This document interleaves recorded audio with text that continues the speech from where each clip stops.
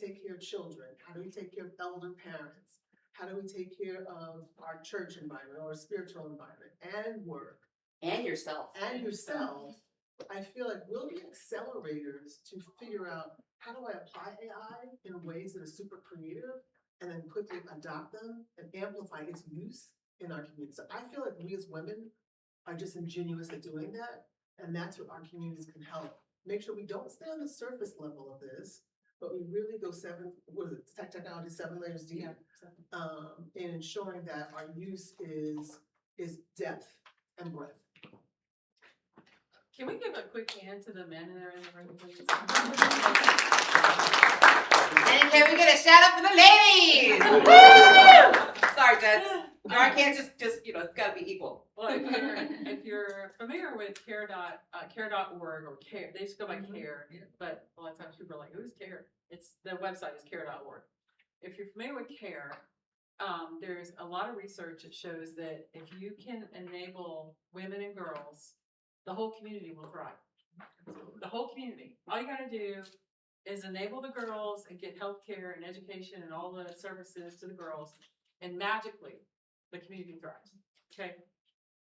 Apply that to the world of technology and AI. When Rishi and I are talking to different companies, what we hear most of the time is a lack of cultural adoption. The resistance, the fear. It's not the technology. Sometimes it's not even the data. It's oftentimes the culture. And that's where, in general, women can help. Because creating a community of AI leaders and creating the culture within organizations and companies and just the community is where we excel, proven by research. So I think that's our special value add. I love hearing that, because one of the things is talking about the evolution and being evaluated from an anthropology perspective, if I may, talking about and looking at matriarchal societies and being able to see the vast difference of evolution and or how they care of their people, their communities. Matriarchal based societies tend to be better at it. And I love that aspect that you called into play. And also agree it. For the most part, from a change management perspective, women do tend to be the ones that take that as a trailblazer. So love that. And finally. And so, believe it or not, I got started in my life by managing movie theaters, and my boss was a retired military man. And he said, women make better leaders. Now, this was many years ago. I don't think most of you were born. So they're trained that in management school, but then fast forward to today, and leaders, we are leaders, but still, if you look at who are the CEOs of the major companies, and so the question is, why is that? And I've been the outlier my entire career. I think most of us have on why is that. So now we're at AI. We're at AI. We know we're smart. We know we're empathetic, and we know all of those things. But we still have a little bit of biases that we have to overcome.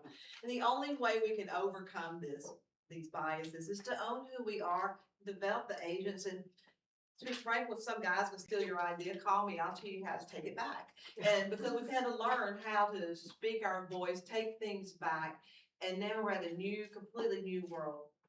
And out in the hallway, we're talking about quantum and biochemistry and all these subjects are just unbelievable on the talent that we've got within this world. So I'd love to figure out a way that we can kind of lose the male-female narrative and instead embrace what we bring to the table and not worry about the biases. I stopped worrying about my accent because I knew that people, oh, you got that southern accent, you sound cute. And I was like, okay, well, I just have to own it. I say y'all on a regular There basis. you I go. say y'all and email. I literally, I used to be self-conscious. Yeah.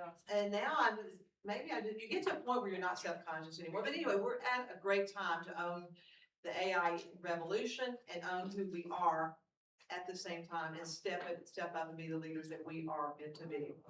And I don't I'm think going to add something a little controversial to that conversation. I think you just don't get it. I think we're good with We're already that. live. So I'll add something a little controversial to that comment because I do feel like we have to move beyond the biases. But there is so much bias that can be baked into AI from an ethical perspective. Yeah. That, so there's a I'm piece of sorry, that microphone would have been great, cause Yeah, I Snow's was way I agree. up here. We should Oh, try you it. can't hear, oh, I'm We should sorry. try it. Yeah. Okay. Yeah. So you have to be careful of the biases that are built in. It's not that. Cultural biases. Yeah, someone automatically thinks I'm unintelligent because I have blonde hair and a southern accent. Mhm. For those who are having challenges, please move to the front because like I said, I wish we would have had this logistically performed before we got started, but unfortunately that's not the case. So if you're having a hard time listening or hearing, We have a please, lot of- we got all these seats up here. I apologize because I was a little distracted, but one of the things that I definitely heard was, let's not make wait. Be an advocate for yourself and give yourself agency. So I have a different role now in doing technology consulting work for large organizations as well as I'm in the process of standing up a nonprofit. That's all AI driven, so that's gonna be interesting. There's some fundamental skills now that are required with every role you go into that's gonna be AI based. And so leadership and knowing how to manage that workforce that fundamentally has AI embedded in how they do work is gonna change the management that's there now. And so the other piece that's changing with that is there are now 5 generations in the workplace. And I still think I'm 30, but that just is not the case. And if you do the math with my 33 years, you can probably figure out I'm in the 50s.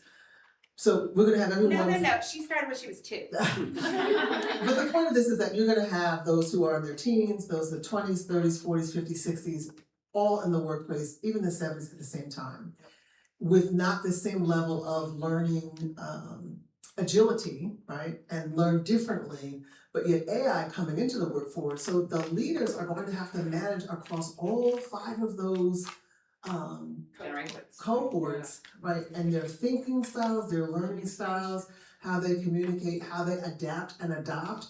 And so I think for the everyday leader, that's going to be a challenge. Now the second piece of leadership, because now AI is going to be table stakes for everyone coming into the workforce. So if you're not adapting, I'm just gonna use that word to you all say, what does Fern say? Adapting, and apply and amplify.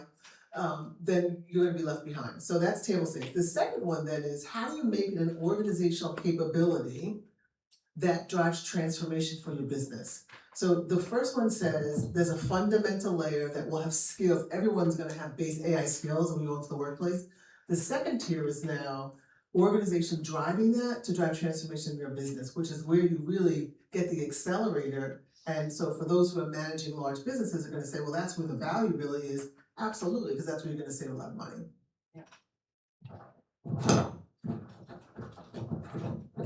So being a leader in the AI era, it has definitely changed. If you think about workflows, for example, I had this conversation with Technology Association of Georgia recently. They had a workforce development summit and symposium looking at what do we need to do differently. And what we're seeing, if you think about the general workflow, okay, in the past, task, decision. Task, decision. And so in the future with AI, and we're seeing it right now even, AI, decision. The human's making the decision. And so what does that mean? That means we have more work streams and we're just like decision, and we're not doing the tasks. And so you have to, or at least not as many, you have to balance between, are you gonna be able to make the best decision given that you didn't run through the mud with all the tasks, you know? So, I mean, I've been in modeling my whole career. A data scientist, that's what I went to school, all 3 of my degrees are data science. Shout out to the Panthers, Javad included. And when you have to clean the data and you have to build models from the ground up, you can make better decisions about the right models. Now with AI and machine learning, it's doing all the stuff for you and you just have to make final decisions. So the leaders are having to figure out, like, if you don't know what's under the hood, are you gonna be able to make excellent decisions? And as humans in the AI era, we're having to be really good decision makers. We have to be able to question AI. We have to be able to know when it's not necessarily giving us the optimal answer, or if something looks wrong. But in order to understand if something looks wrong, or if we're not getting a great answer, you kind of gotta know all the inner workings. And so that's our challenge, is how do we develop a workforce that is excellent at decision making, especially when we're letting the AI do more of the heavy lifting. So it's a challenge for sure. And that's, I'm thinking, so to add, to build on that, that's why thinking skills Yes. are become even more important, because to your point, Dr. Beverly, it is, we have more data coming at us, right?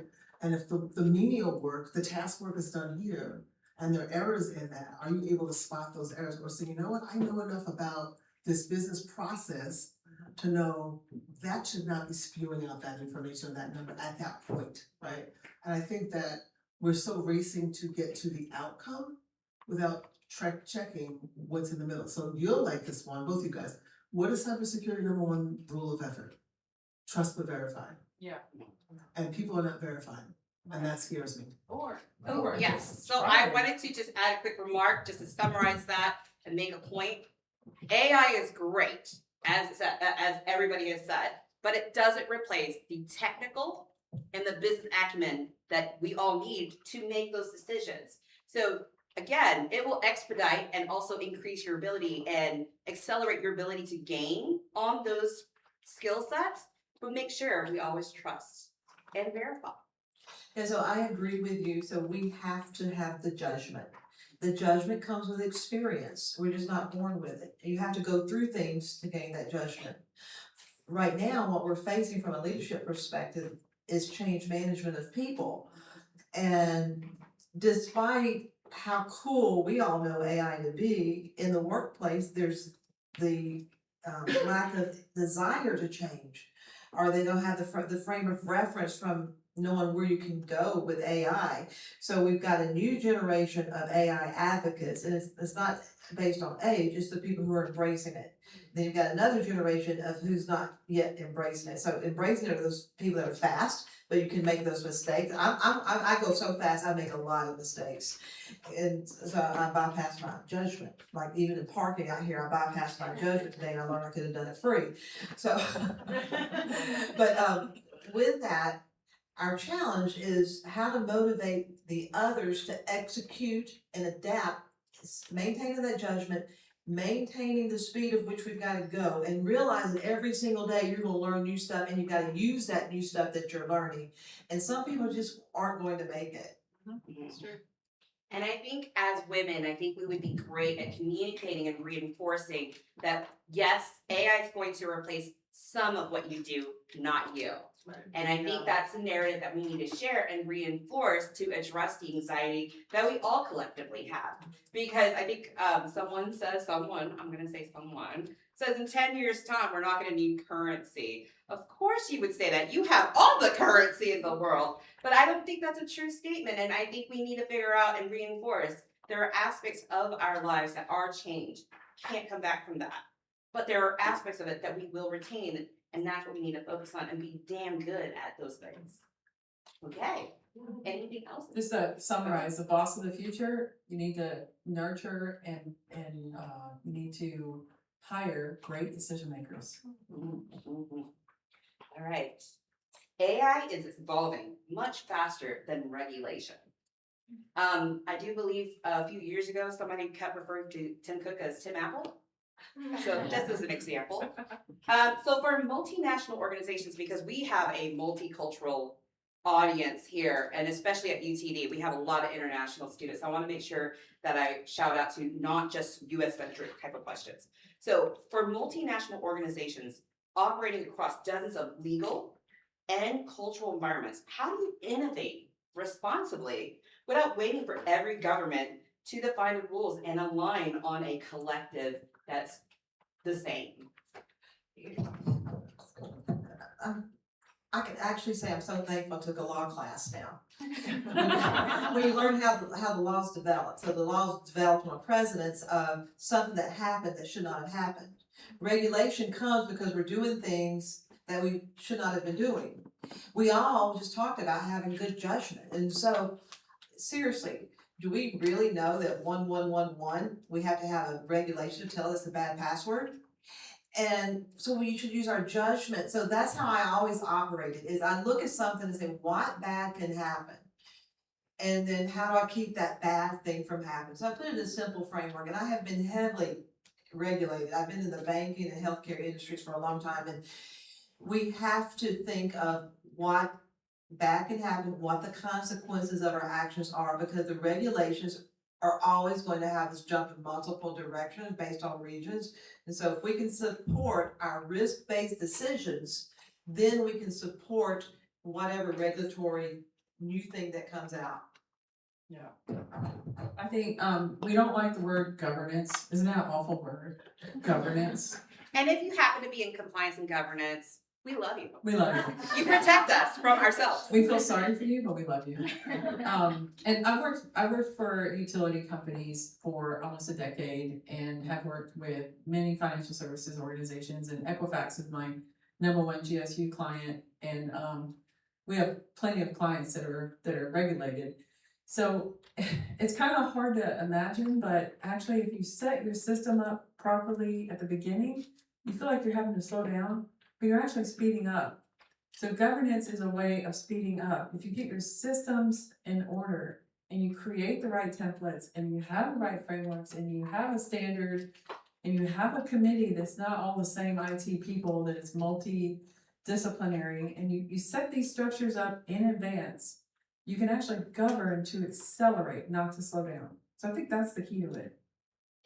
I'll just add, because I had frameworks and governance as well, and understanding your risk aperture and your profile, right, in your organization.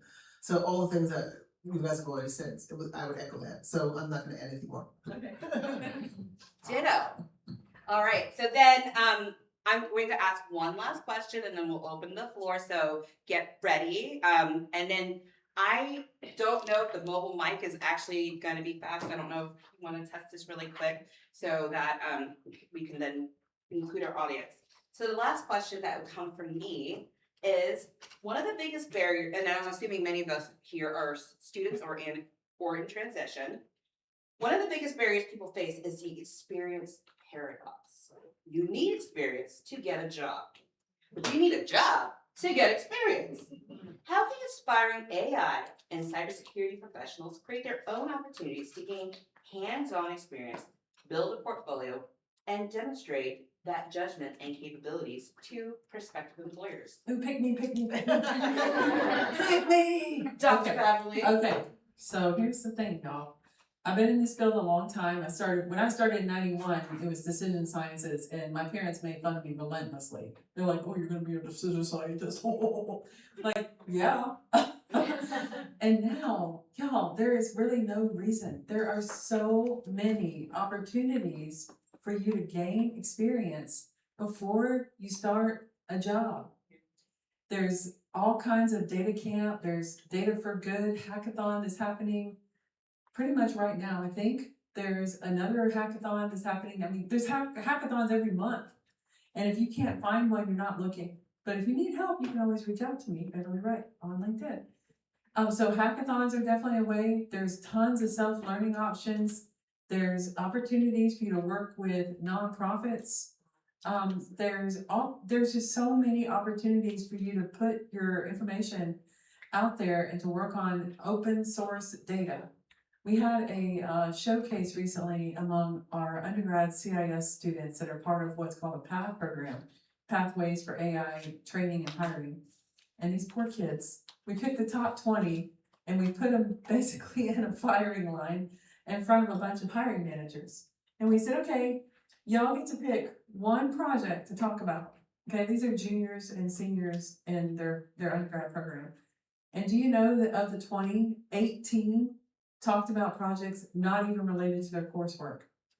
They had already started doing projects to help their grandma, to help their community, because they were curious about the roads. And there's all this open source data. So I understand it being a paradox, but don't look at it from the sense of like, in order to get experience, I have to have a job, and I gotta have a job to get the experience. You don't necessarily have to have a job to get the experience. You do very much have to be proactive though.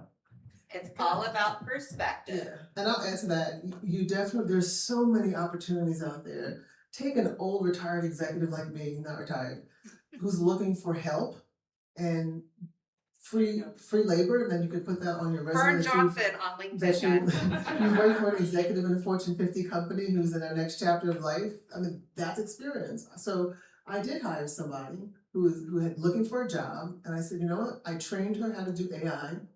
She's doing my AI podcast. There you go. She's now doing all the mashup for my AI podcast called Fern and Friends. Like, subscribe.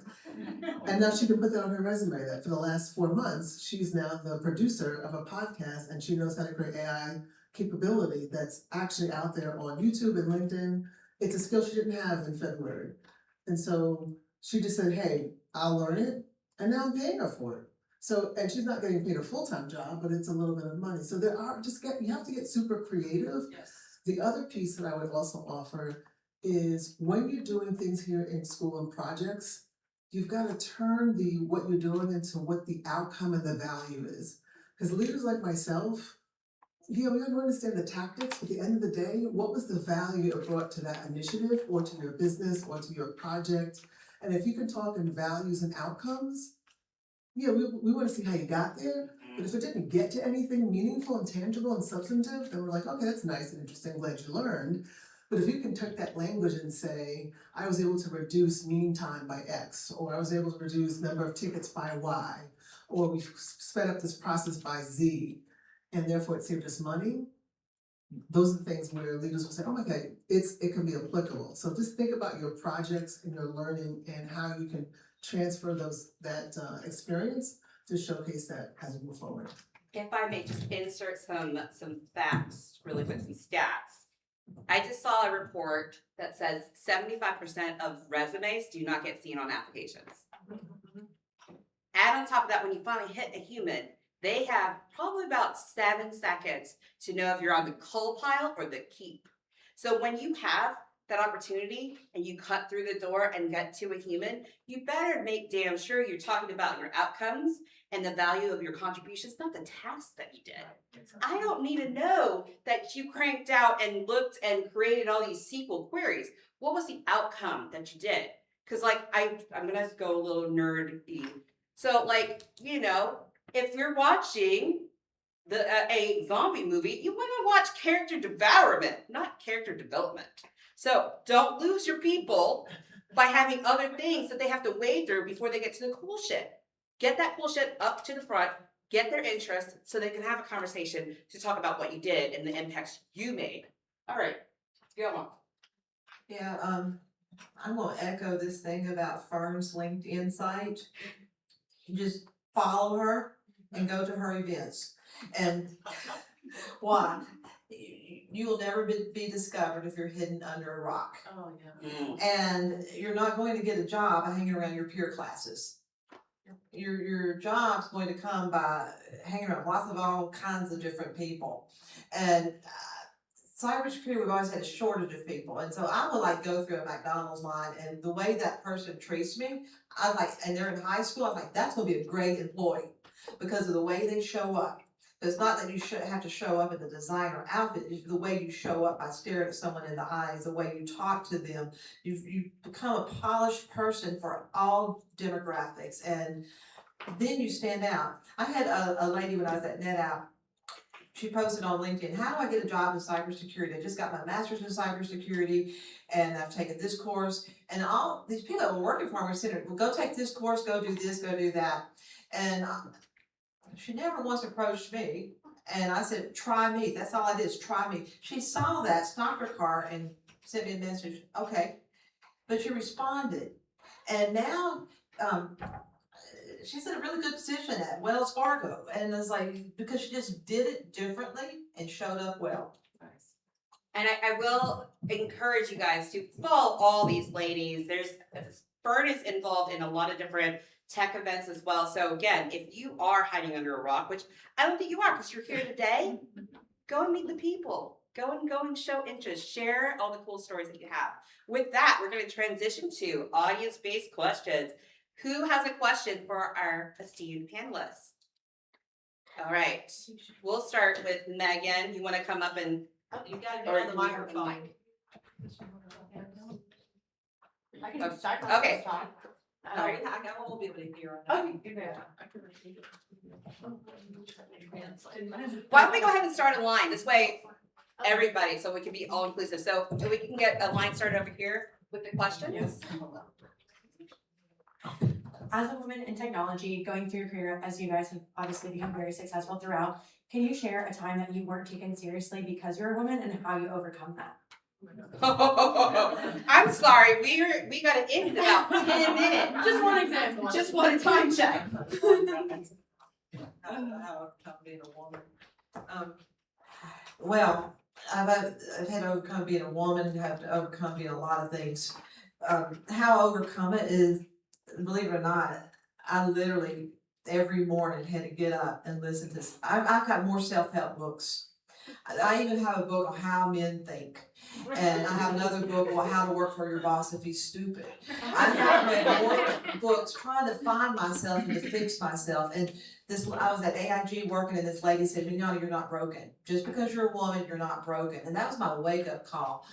But that doesn't mean that I didn't have to get over the fact that at 5 o'clock every day that the guys would go play basketball and not include me. It doesn't mean that I didn't get invited to the bar and happy hours with all of these people. And so you have to just wiggle yourself in. It's kind of like in high school where you're not invited to lunch and you learn to say, "Hey, can I go with you?"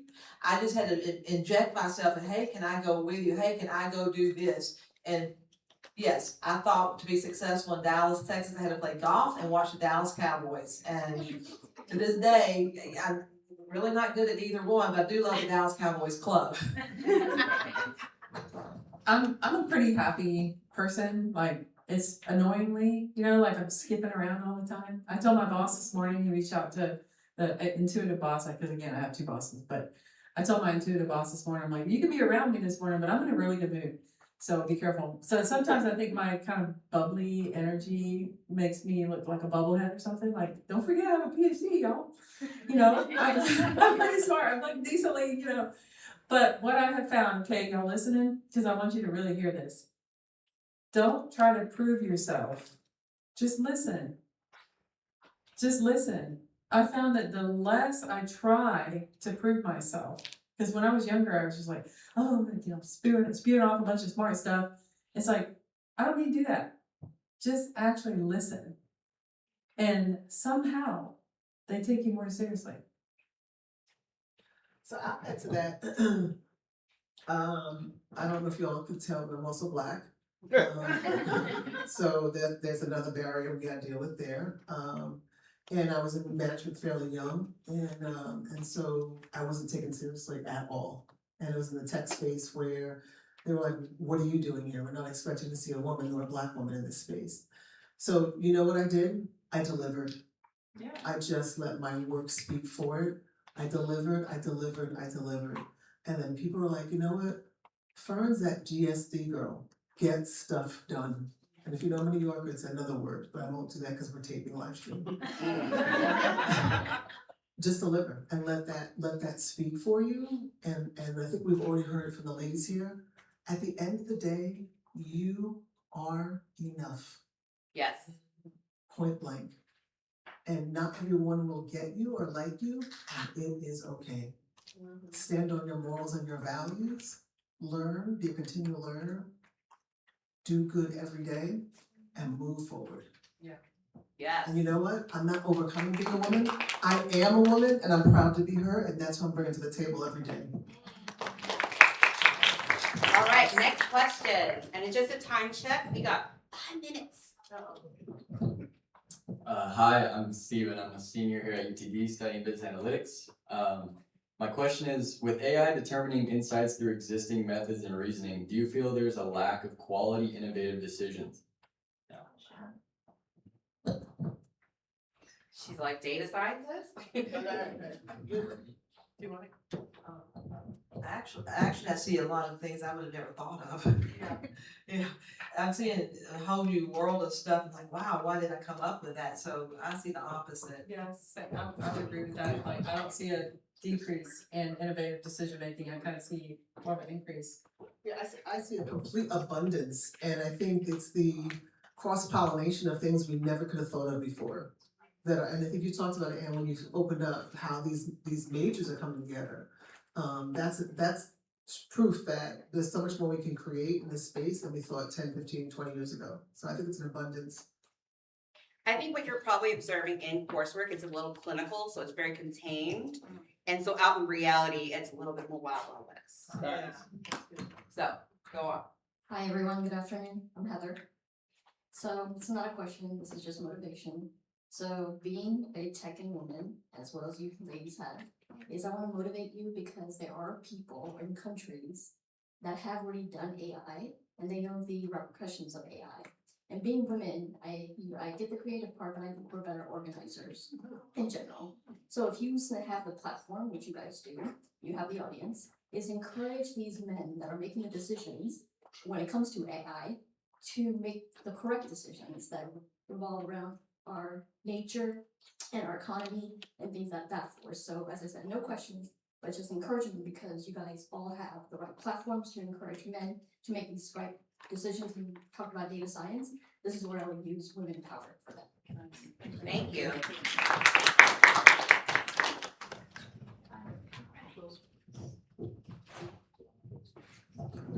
Hello, my name is Sonia. I'm on kind of a different spectrum than you spoke to the undergrad students. I would be a late entry, a career change as such. Right now I'm in K-12 education, I've done leadership. What are some positions that I should look into when it comes to transition and using my leadership skills and my K-12 skills and my writing skills in the AI space? I was like, HIST, you wanna go and help them? Okay. Yeah, I'm a big believer in leaning into what industry you come from. So if you were on the, say, teaching side, for example, of K through 12, and now you're transitioning into AI or analytics or data science or anything like that, stay in that vertical because that's really, really valuable. I originally started off as an accounting major. Sorry. We And, love you accountants. Just and I saying. worked as a teller all through college. And having that teller experience was because you get sort of the grassroots of it, like you see it from where the real part is, if you will. So I'm a big believer in, like, if you were a nurse, hypothetically, and then you went into data science or AI, I would stay within the nursing field and apply the skills that way. And by the way, you come with an advantage because a lot of people who jump in straight from just pure academia do not have all that operational. Right. They have not hit their shins. They've definitely not seen all the snot and throats and ears of all the kids either. So you bring that, and that's an asset. Yeah, unless you don't like teaching. Right. That's what, yeah. Yeah. Yeah. So I do adult education as well. So I have 2 jobs. So I'm an adult educator by night. I'm a child educator by day. And again, I've done leadership in the K-12 space. I've been a teacher. Yeah, because the one thing I've taken roles I was not a fit for. Right. And try to make myself a fit for it. So make sure you figure out what really gets you excited. Right. before- Yeah. Yeah. And I would recommend nonprofit. So there's a lot of nonprofit organizations where especially for kids that you could apply that education piece to it, as well as a lot of aging population who are trying to learn AI. So if you have the teaching skill, that's where you can lean into the nonprofit space, that would help you. And then you know, your leadership background into that as well. Thank you so much. All right, we're gonna make sure, we're trying to get both of you guys. Let's go. Hi, my name is Maxine. I'm a data governance manager. And my question is, one of the biggest things that I see as a risk with AI is the quality of our data. And a lot of our companies is just not where it needs to be to accelerate AI. And I think there's a lot of lessons that can be learned from the cybersecurity space, because cybersecurity is always having kind of fight with the business to say, like, we need this. So what would those lessons learned be? What do you think the best lesson learned is for being able to influence? Like, we need to have good quality data before we try to accelerate our AI? Great question. Well, this- Oh, I'll take it, yeah. Literacy, without a doubt. And don't be confused that data literacy and AI literacy are the same thing. They're not. There's a specific AI literacy that's different. But the challenge is that if you're building a house, you want to see the final cool house. And you're going to be like, oh, I'm like forming bricks over here. That's boring, you know? And so sometimes that can be seen as boring, but you have to prove that this is an investment. And a lot of it just has to do with literacy, like making sure that they understand those outcomes can't really happen. I'll give y'all a really quick story. I had a client, a huge insurance company, and they worked with me and my students on this project. And we went through the whole project. The whole time we're like, I don't know, man, this just doesn't look right. And they're like, nope, keep going. And we get to the final presentation and it was junk. I mean, we did everything perfectly, but we didn't know the data was wrong. And the whole purpose of the project was for that leader to prove to his leadership that you can't analyze out bad data. So he made us fail for the purpose of proving, that, hey, we need to make the investment in data. You know, but I think it all comes down to literacy. Maybe that's all.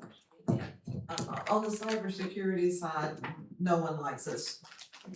So what works for me is I actually quit giving answers. Instead, I ask questions and have them get to their own answer about why they need to secure something. And then for B, maybe sometimes you don't have to wait. You could just experiment, see the outcomes, whether or not it goes to production or outward facing things. Experiment and see what happens. Yeah. All right, final question. I know we're over time. Please, sorry guys, love you guys. One more question and then we'll call it a wrap. Hi, I'm Sandra Torres, and thank you for the wonderful insight. I want to know, I would love to get your feedback on where I can bring the most value to an organization in tech with my experience as a program and transformation leader. Not necessarily having the tech background. I don't necessarily have the tech background. I worked across multiple chains on technical projects. So I was in banking, for financial, supply chain, manufacturing, packaging, and then latest research with UL. But I want to know, like, what is that skill? What are those additional things that I can do to bring that? I will quickly respond. Yes. You, like someone said, adaptability, you see shit before shit happens. Because of all the transformation you've done, that is what is your advantage. You're able to sense that stuff out, snuff it out, and a lot of organizations don't have people like you leading the transformation. So they'll sit there, they'll encounter the boo-boo, and then they have to deal with the boo-boo. You've already sensed it a mile out. Yeah, you're also very organized, and so these large transformational initiatives need people who can take the chaos and organize it to forward progress. So don't poo-poo your skills. Yes, I ma'am. think you need to lean into them as how do you leverage them for where we need to go and how do you double down on what you have that you're bringing to the table? Because that's what's gonna help. All of these data centers that are being built need a kick-ass project manager to manage all those different components. I have built data centers, taken down data centers. It's a lot of coordination and management that gets that done with different parties, and that's a skill set that not everyone has. So the very technical person who knows how to install the routers and all that, and the last mile of technology, is not the same person who could coordinate all those pieces to make sure it happens on time. So lean into that and then offer that up. Thanks. You build the thing out of chaos. Thanks. And I was gonna say, and I love doing that. I built a lot of we just built an HPC environment, and you're right. But I think it's sometimes like getting people to Again, respect and listen to what you're saying. position the value that you're bringing, position the value. Take all that and say, here's what I can do to make this run better, more efficiently, more effectively. Look at the value. We are allowed one more question? No? No. Okay, we're getting the hook?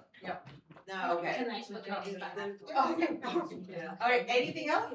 I was just gonna add for her, you need some advocates. You need some senior, and don't downplay yourself. Like, She needs some sponsors. You need some sponsors, you need some senior leader sponsors that will help you with your influence. Yeah. Okay. Because I've had wonderful experiences in that case, that's why I do need that. Yes, and have somebody, make sure that you're framing it in an in an advantageous way. So with that, please give a round of applause for our amazing panelists. I'm so sorry for our next set of speakers. I'm Revan. Thank you so much.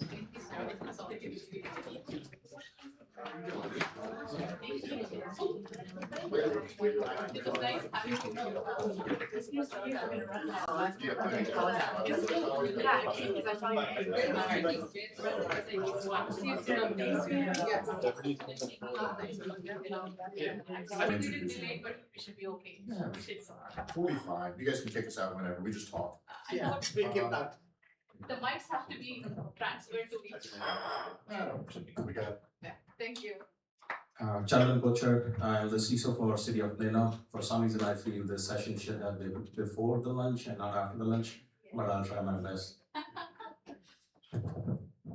I'm Venkateshan Pillai. I run a critical cybersecurity infrastructure company.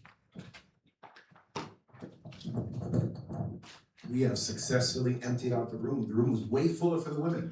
I do not like that. But Gregory, not barely. No, I'm just teasing. Gregory Richardson, CTO of a company called Six Levers AI, based here in Frisco, Texas. Good to meet you all. I think. Hang on just a second. Can you guys hear me, or do I need to put that on? You guys are good with me? Because I project a little bit, kind of like our previous moderator. We can hear you well. Project. Wow. That was it. Yeah, so, yeah, she was good. Hard time sitting down, but whatever, it's okay. So we're here to talk about cyber resilience for critical infrastructure. As you heard, well, as you may have heard, I'm at DFW Airport, so critical infrastructure. Chandon's over City of Plano, critical infrastructure, and then we have a couple of guys that are dealing with critical infrastructure every day. What I want to do is just kind of jump into it then. So if you guys want to take it in order, or if you're going to just jump in, that's fine, whichever way you want to do it. And let's start with the outcome that we're trying to protect. When we talk about cyber resilience for an airport, a city, enterprises, and industry, manufacturing, pretty much anything, what does resilient actually look like, and how is it different from simply being secure? Okay. So secure means, You're a software engineer. You keep it remaining. okay, is it better now? Yes. Okay, so secure means, can we keep the bad guys out? Resilience means, can we keep functioning if we fail to keep the bad guys out?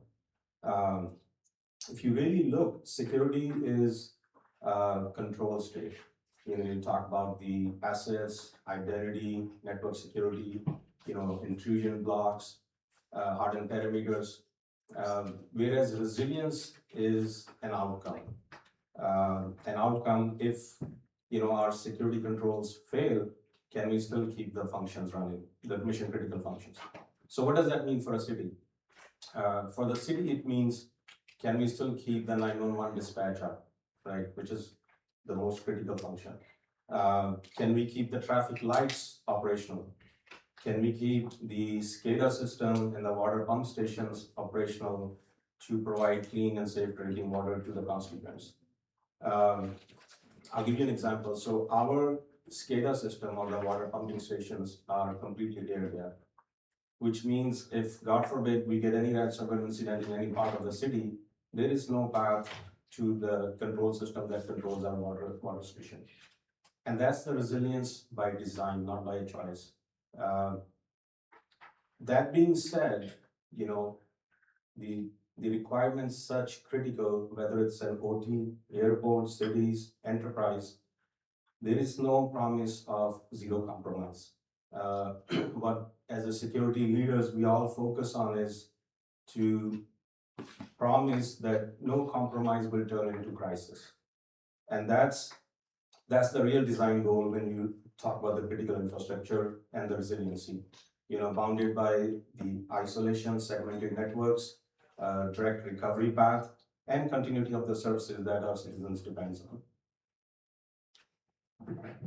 Real quick before you guys jump, just to level set, if we throw out acronyms, because we love acronyms in IT, you guys know that somebody doesn't know, feel free to say, hey, what's that one mean? OT, operational technology, is pretty much the little widgets and the gadgets that make something cyber physical, right? So the cyber component of it is that you control it through cyber, but the physical aspect is it turns a widget that does a thing. So just to make sure that we're all on the same page there. There you guys. All right. Thank you. I want to start with a simple question. How many of you missed the flight even you make it on time? Hey, it's personal. All right? Only 2 or 3, everyone should have it's a global, right? The unpleasant experience, everyone, it's everyone, right? Go through that. Security is all about, as Chandan said, it's stopping the bad guy, right? And the cybersecurity team, how do I protect the system? Resilient is nothing but keep the things running on, right? Keep your runway running on, your carousel package should receive, because the cybersecurity team is not the one who facing, right? You can see the big queue all the time when you go to the airline, right? Airport, right? Because we don't know, sometimes we miss. Yesterday I was in Raleigh to Dallas, and there was a lady was waiting to go to London. The flight got cancelled. She had a first grandkid, and she was so not sure. She says, "I'm a bad girl," right? She doesn't know why the flight keep canceling, right? That's where the operational guy wanted to keep things moving on, whereas the cyber focus on the protect. Something that you can be a fully compliant, from a cyber security perspective, you fully patch. That doesn't mean that you are resilient, right? That's what it is meant to be. I think, no disrespect to the question per se, definitely not to my panel members and the moderator that asked the question, but I think it's a moot point. So a little bit of backstory. This is about maybe 35 or 36 years veteran of cybersecurity. Been a former CISO of a national power utility company. Started on the pen testing side. And much of those years, cyber was one of those industries where 25 or more years ago, we started leveraging AI very, very heavily, sheer out of need. We had a lot of data, a lot of malware samples and stuff like that coming in, and we needed ways to classify them and figure out what's bad and what's good. So a lot of experience in both AI and cyber. I think it's an absolutely moot point. I do not think any organization that tells you that they're fully protected is lying or ignorant. Pick whichever side you prefer of it. That's just the nature of the beast today. Every large frontier model, so Anthropic, ChatGPT, all of them. And I'm not a proponent of hype and scare, oh my God, the world is falling. The sky's not falling. There's absolutely things you can do. The CISO, you did say CISO, right? CISO of Plano was spot on when he said, you have to design for resilience. It's not a choice. So there's things you can do to protect what happens when something bad happens and how your organization responds. But the days of thinking that, we're going to be cyber resilient and, we've done everything and is well protected. As someone who spent as long as I have in the industry of cybersecurity, I think the cyber security market, the providers, the vendors, as a unit, all of them, have failed us gloriously. Too much time competing, too much time, not working together, while the criminals are happily working together in as much unity as they need to get to the next dollar that they're going to steal from, one of us or a city or whatever have you. Combine that with the state we're in now, where frontier models are saying it's going to be measured in weeks and months before a frontier model can legitimately be used to completely take over your environment in 15 minutes or less. You're fooling yourself if you think, oh my God, I've done all the right things and I've patched and I'm compliant and therefore now I'm secure. So the question really is, how do you react after something bad happens? Because something bad is going to happen. And FYI, I did, the last big pen test I did was for a 911 agency in a different state, not in Texas. I'm not gonna say what the state was. In that 911 agency was for a large state on the eastern seaboard. So I'm not talking about Montana or North Dakota. I'm talking about millions of people, you know, a big environment. It took me by myself, long before the onset of AI models doing cybersecurity penetration testing, it took me by myself less than 30 minutes to completely own the entire 911 infrastructure, 20 plus years ago. So the notion that we're poorly protected and the tools, pardon my French, suck at what they're supposed to be doing, that's not a new idea. We're just in an environment now where a magnifying glass is on it, so everything is showing you that you're not prepped for this. So think about that when you try to position, you know, okay, how am I going to make myself fully secure and fully resilient? Probably not a real thing.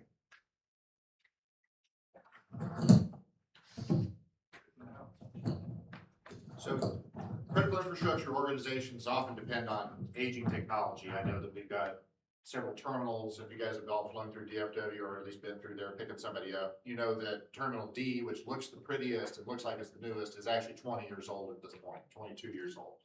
So a lot of the technology that's in there has never been replaced. Was the same hardware as when it was built. And I'm sure that y'all have similar issues. Systems can't be easily taken offline. You know, we can go at night and we can do some things at the airport, but you know, critical systems like water and things like that, when you just turn the water off and say, hey, we need about 4 hours. But where do you see the greatest practical gap between cybersecurity strategy and operational reality? Yeah, thank you for asking that. I think you gave some hints on my response on that question.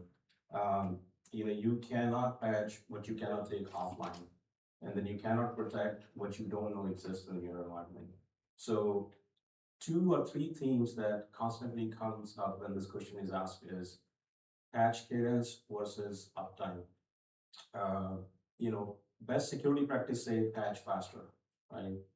But a 15-year-old traffic controller or, you know, some legacy component in your SCADA will be saying, okay, touch me, and then I'll show you who I am, right?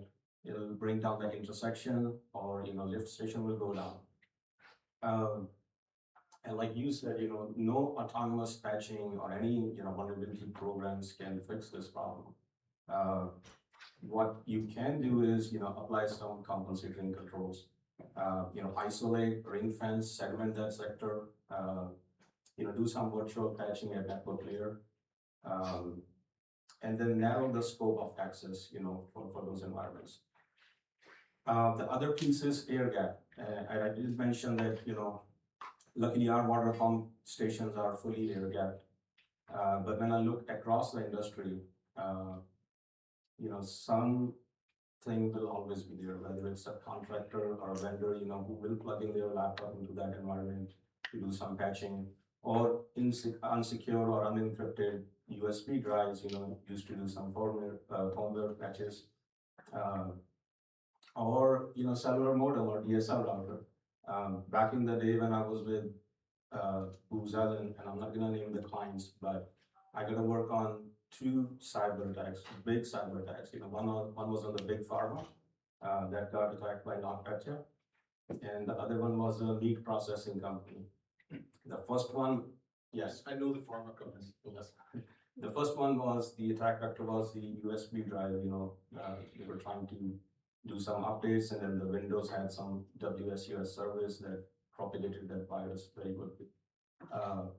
The meat processing company, they had an unknown DSL router in one of the plants that was used as an attack path. So going back, you know, and the last thing would be asset and vendor inventory. You know, that's very critical. We all have, you know, expired servers, keys, you know, identities, you know, or the vendor contacts that we tend to forget. You know, people leave jobs sometimes, and you know, nobody inventory. So that's really important to keep track of those inventories as well. I love the comment. Thank you. I'm gonna continue the narrative of the unnamed, hitherto unnamed, but very, very public. You could literally Google some of the data points I'm gonna give you now, and you'll very quickly be able to figure out who we're both talking about, the pharma company. I wanna show how the infrastructure itself worked against that pharma company. So that happened June 26th. Probably, I remember that because it was a couple of days before my birthday. I was on site with my team at the pharma company the day before, talking to them about cybersecurity. We left. This was in New York, so we drove, got driven out to New York City, and we are in New York City, and it's 3 days before my birthday, and I'm getting ready to go to LaGuardia and come home because I want to spend my birthday home with my wife and my kids. Get a call at the hotel that evening. You guys need to all come back right away. There's a problem. Within 90 seconds, their environment, their network was so well configured, fast, that one malware hit of that NotPetya virus spread to, hear me right on this number, 90,000 computers and servers within less than 5 minutes. I'm not exaggerating. I was literally standing there next to the CISO watching computers go down, boop, boop, boop, boop, like across their entire global network. But that was their environment that was well designed, super fast, well networked, great switches, probably some Cisco stuff in there. And I'm not blaming, I said that because I saw you in there. I saw you there, I said that just for you. Someone in the room works for Cisco. But I'm not saying that to say Cisco was their fault. No, Cisco's devices, the network infrastructure was so solid, it said, packets were supposed to go from here to here, packets went. So the network was super well designed. But that design ended up working in the favor of the malware attack. And that was 10, maybe 15-ish years ago, I don't remember exactly. It was many years ago. That problem, exponentially worse now. Because now you have, if you got a place with 90,000 computers, 80,000 of them, 89,999 of them are probably running a bunch of AI models. Half of those are probably doing some vibe coding and building their own tools. 90% of those tools that were built by that half of the people that were using vibe coding on those corporate computers had zero security assessment, zero check on, was it well deployed? There's little to no security. But now the AI models are intelligent enough to do social engineering, mitigation of threats, feeling out, okay, this is what they're protecting with. Let me go and, the models do this now. Let me go and see how to bypass that type of security, come back with an attack specifically for that security solution that you just paid probably millions of dollars for, works around it and keeps passing through your network seamlessly. That's the environment we live in now. That's the truth of the matter of cybersecurity in environments, whether they're mission critical, super environments like power utilities and shipping companies and meatpacking companies, or whether they're just your average, church, small business, mosque, etc. Same problem, exactly the same problem. That's how we live now. I'm going to pass back to the moderator because there's people there that have questions. The last session that I was in with the women's thing, the questions, in my opinion, were better than the discussion. So I am super curious to hear the questions, to be transparent with you. Yeah, you want to take the question? What's your question? Whatever the moderator says. Yes. Yes. Okay. Is it okay to take the question? No, I said let's do that, yeah, because I agree, let's get into that, so. So, if you say that the networks are very much connected, where if a malware hits in 5 minutes, 90,000 computers are affected, what is your suggestion as to how the network should be modeled so that there's enough network segmentation that only a part, if a malware hits, it's included and only a part of the network is affected? It's definitely about containment blast radius, so you want to make sure that you do have VLAN segmented off. At the airport, one of the first week that I was there, and I thought people were messing with me, they said, we need to get on a call about smart restrooms. I'm like, really that's a thing, and apparently it is. So we have, sensors that do detection for people, in the restrooms, and then we kind of tell you how many are available, and do I want to go to the next restroom and stuff like that. And I was like, what are these connected into? And it's like, we just got it on the corporate network. Said, no, that's not gonna work. So not only do I want it on a OT network, I want it on a smart restroom OT network, right? So that if somebody does get into something in there, the blast radius is contained to, they can mess with numbers or something like that, no big deal.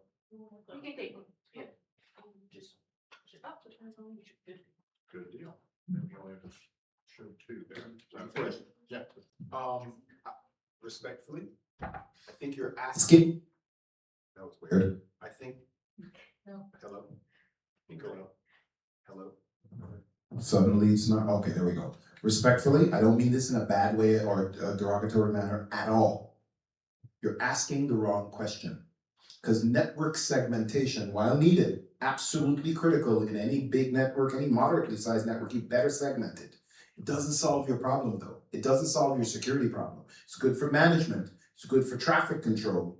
But unless your network is segmented in such a way that packets cannot pass at all from one segment to the next, which is very rare, very, very, very rare.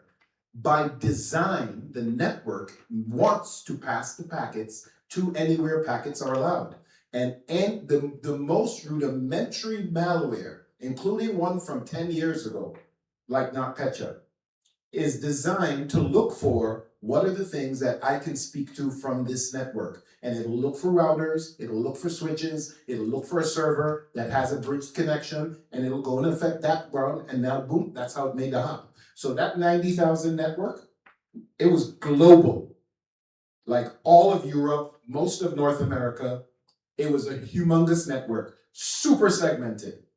The malware still passed. A 10-year-old piece of malware still passed across multiple hops to get from one place to the next in seconds. That's how smart the tech is nowadays. So what do you need to have? It's what the gentleman from Plano said, resilience. What do we do? And this company, this pharma company did not have that. What do we do when something bad happens? They literally had zero plan that they actually tested. They had a couple of cute things written down on paper, but okay, we're going to restore everything from a backup. Doesn't work when your backup is dependent on your login server, and your login server got infected, and that's down too. So now your backup device can't log into the network. It has no permissions to write files, so your backups are useless. We literally had to go and manually start restoring the first couple of segments of the networks, ghost those machines, and then merge them over to the other machines. We manually did that. Needless to say, I missed my birthday that year. We were there, we stayed in New York, it was actually the outskirts of New York, New Jersey. We stayed there for probably about a month. And if you think it's cool living in a hotel for a month, it's absolutely not. Good. I liked your question, but we need to think deeper than the normal things that we would think about normally with networks. Good engagement. Yeah. He talked about probably L3 and above network, right? We talked about networking application layer. It's back. Anyone is here from a instrumentation background, engineering background? We all have a IT executive here, right? We all talk about all L3 and above. Yeah. So in industrial control system network is something different than your regular with a hardware like a Dell, HP, or Cisco infrastructure or anything, right? You have a RTU, you have a sensor. Your cybersecurity strategy it has a document. It says that, hey, these are the policies. I have 30 days to patch a critical vulnerability, right? And maybe you have all the IT vendor have a patch cycle, patch Tuesday and things like that. It won't work on your real industrial control system network. What I'm talking about PLCs, right? Even in IT world, we have a standardization of protocol, how the network works and all the protocol. When you go to the real OEM or industrial control system network, each OEM have their own protocol. It's not like your TCP IP model or you can SSH to do that, right? So there is a gap between the cybersecurity strategy and the real operation team. In cybersecurity, we talk about compliance, we talk about security, we talk about protection. When you come to operation, there are two words, right? Uptime and safety. You all heard about the Florida water hack, right? Somebody to change the chlorine level from 100 to 1100 level. Okay, that only operator noticed and found or something, made a change.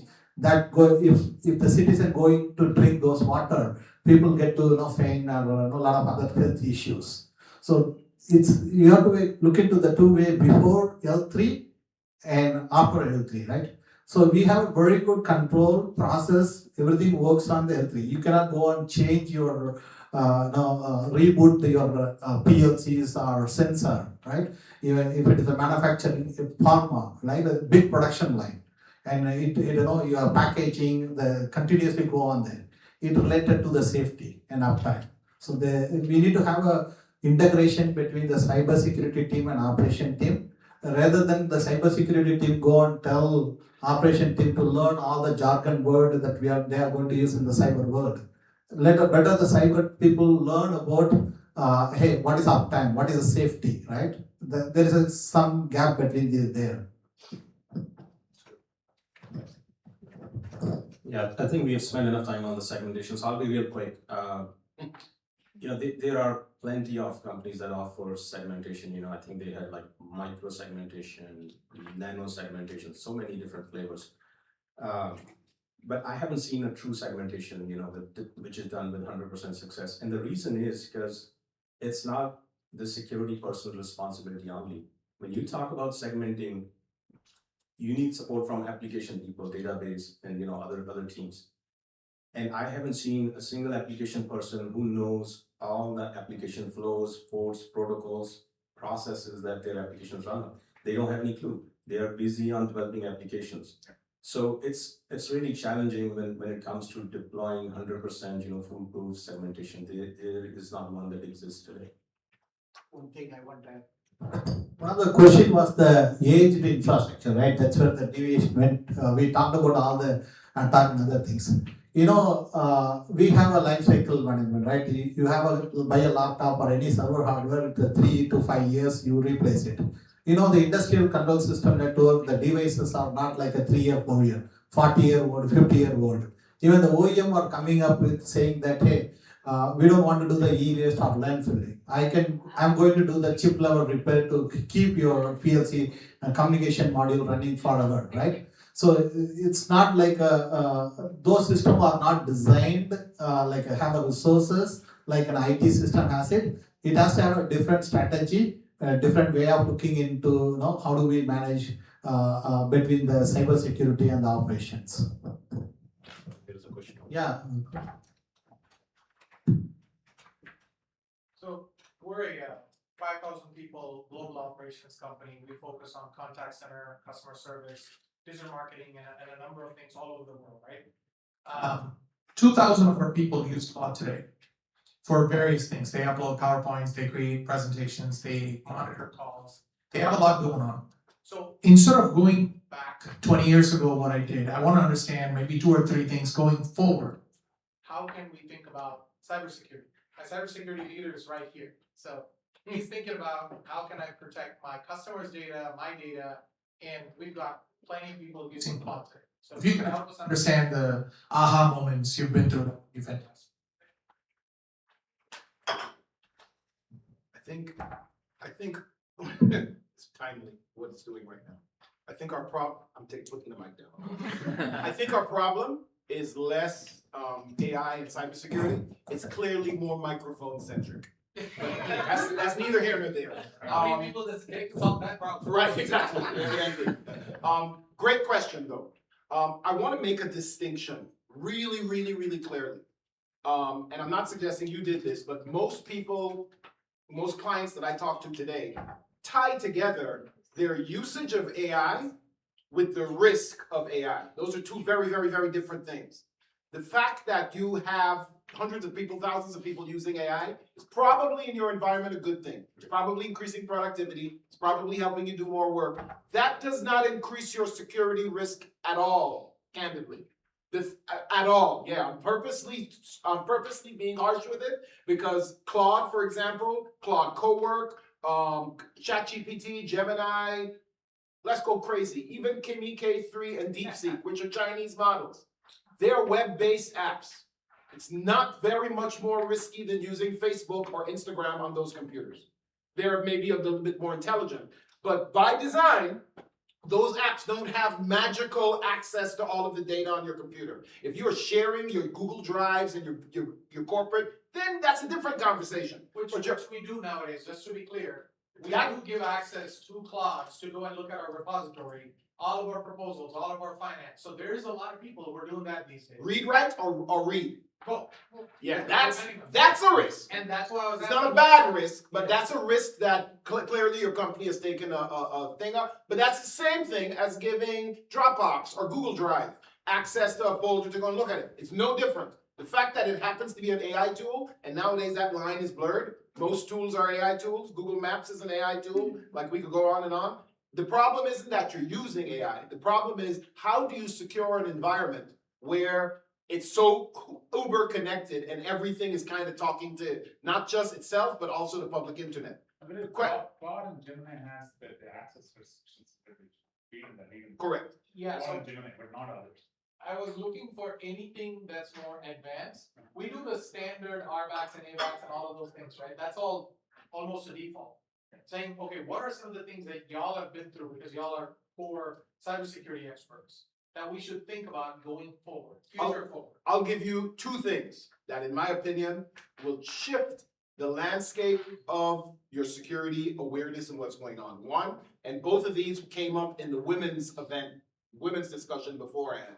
That I was very impressed by this question. One, data. How clean is the data that you're actually allowing your AIs to use and leverage, et cetera? What I found with most companies I talk to, their data is a hot mess. So when the data has a problem and the data is being stolen or damaged or whatever, they're not even aware of it until it's way, way, way too late. So clean up your data, have it really well structured, and be aware of it. And then the second part is share the data between your security tools.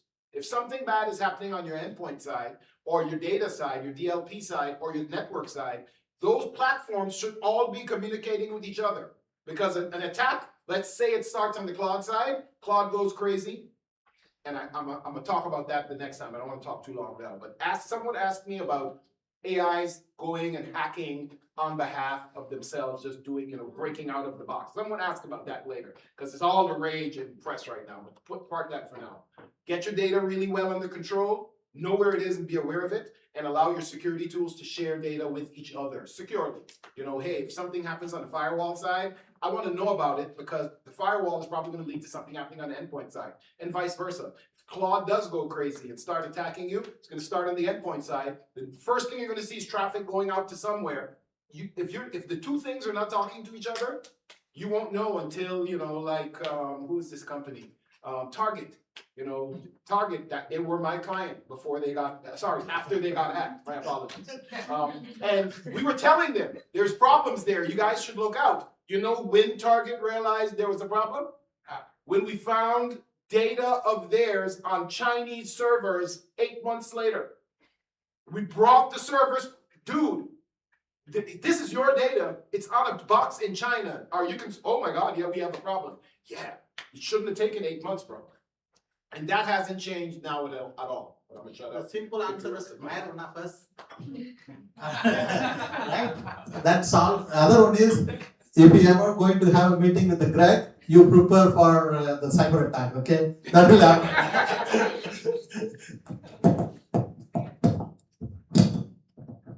Yeah, I would say AI for us is definitely helping with some software, right? Compressing the time between the triage, detection, and decision making. But where I would be cautious is, when you talk about data, right? So we deal with citizen data, right? We have to make sure our data is well classified. And I'll take a step back. Citizen data as well as criminal justice information data, right? And we have to protect that no matter what, right? I mean, we try our best all the time. I'll be cautious when it comes for AI to make any autonomous decisions or execution. Those are the two areas where I focus. When we do with any third-party tools that leverage AI, there's not a whole lot we can do, except for some contractual languages and doing some testing. But like I said, anywhere autonomous decision making, we always try to keep human in the loop. And then we don't allow any autonomous execution either using any AI. I think we got time for one more, you think? Yes. Okay, so one more question, yeah. So as a student like studying analytics and AI, I wouldn't say cybersecurity is necessarily at the forefront of my education. But to me, especially from this whole conversation, it feels as if the surrounding roles don't have as much of a grasp of cybersecurity in general. So the devs or the data scientists, especially your problem where you're talking about the digital bathrooms in the airport, somebody designed that system and didn't have a clue of the cybersecurity problems. How much in this era of AI, where it's so interconnected, like everybody, how much of it is so dependent on everybody's cybersecurity knowledge? Because it feels like you guys are picking up on people's lack of experience and knowledge of cybersecurity. So how important is it for like someone like me to learn this at the forefront? There is a security principle called ST3, secure by design, secure by deployment, secure by default. So only way to do that, we need to start building some kind of awareness training program. When you design a system, security is supposed to be built in, not on bolted on. Right? In the older days, any business problem somebody wanted to solve, how do I make it thing, right? Then usability and security. When these two comes, you have a usability is here, easier, and your security will be 0. When you do a high security, usability will be a problem.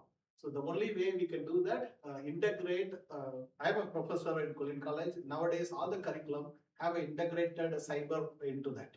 So in the older days, the people don't think cyber after the fact. Now, there are a lot of changes happen in the industry. Cyber is part of it. Cyber built into that.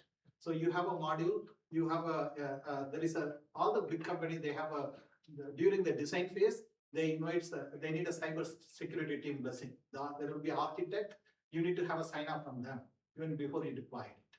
Some company adopted it, some company did not adopt it. So that's where it is. So you do the secure by default, secure by design, secure by deployment. Okay. Okay, can I add one thing to that conversation? Yeah. So it is important, the gentleman over there, what he said, data is a key factor. You focusing on analytics and data. Yeah. So I'm a chief data officer by trade, right? We've done data quality, data lineage, data analysis, data science for years together. We're just now going to this new subject area called cybersecurity, but the principles of data remains the same. Yep. So essentially what you're doing with analytics and data, replicate that, you can now go do cybersecurity the same way you do marketing, the same way you do finance. It's just another piece of data sitting somewhere. I would say think about it that way. Don't just go, unless you want to, don't go focus on core cybersecurity. So best practices are best practices regardless. Exactly. Okay. As someone who's worked in cybersecurity for more than 3 decades, I would not recommend you take this however you want to take it for the old room. I would not recommend you jump on that as a career. It's a decent career, but I think cybersecurity, it's like you're way too young to get this. But when I was applying for my first jobs in the 80s, before you were sparkling in your mom and dad's eyes, literally, probably, one of the things that was popular on resumes was you had to list off, okay, I know Word, I know Excel. Well, then it was, I know Word Perfect, I know Word Star, and you're listing off the tools you had, and that determined whether you were suitable for the job or not. Anyone that writes a resume now, someone's probably recommended to you, don't do that. Because no one is concerned about, I know ChatGPT and I know Office 365 and I've used Outlook before. They're concerned about what are the outcomes you can do. I don't care if you use a chisel and a rock or a typewriter or a word processor. What's the outcome you can generate for me? So AI, cybersecurity will become par for the course.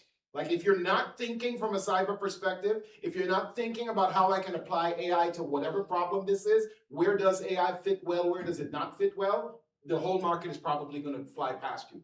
And I want to close for me on this one point. A mentor told me this many, many, many years ago. It's probably the most important thing I will say today in this room for sure. Greg, you're very smart, great engineer, was doing pen testing and all kinds of stuff like that. And this guy was the CEO of a multi-billion-dollar company. Pulled me aside, he said, you're very smart. I don't want you being an engineer anymore. It's like, you're crazy, dude. I'm one of your best engineers. He said, yes, you're a very good engineer. But I need someone, and I think you could be that guy, Greg.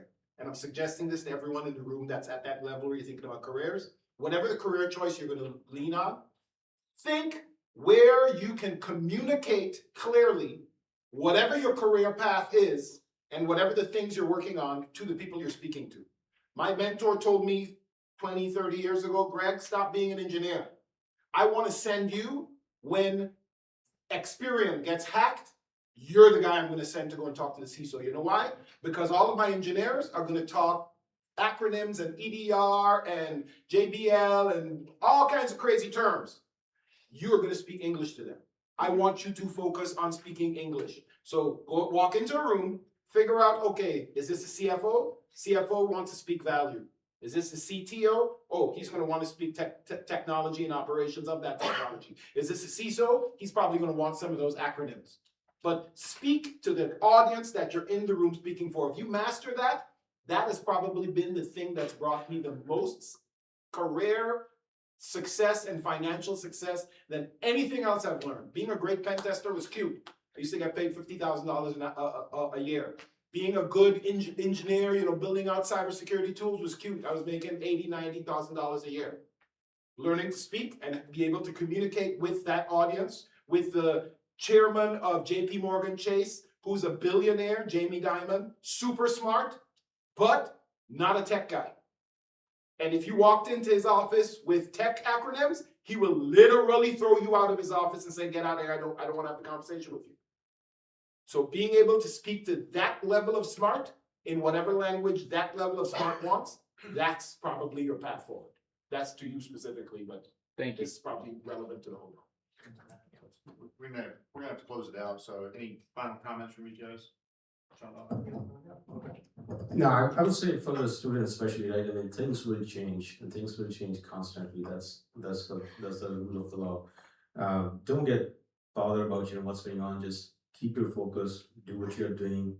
Be curious, right, and keep learning the new things. Don't stop learning. I've done so many certifications, I still keep learning. Whether it's science, I'm doing an AI course now, the learning never stops. But keep your head up and, if you're doing hard work, results will follow you. Yeah, this session supposed to be a critical infrastructure, talking about all the stuff, but we end up into do a lot of general cybersecurity, which is good. And I think keep learning is the only way to aware what's happening. That's what it is all about. What is today, it's not tomorrow. So, thank you panelists, appreciate it, and thank you guys for the questions and participating with us today. If you have anything else, I think all of us will probably be around, so just feel free to come up and chat if you want to.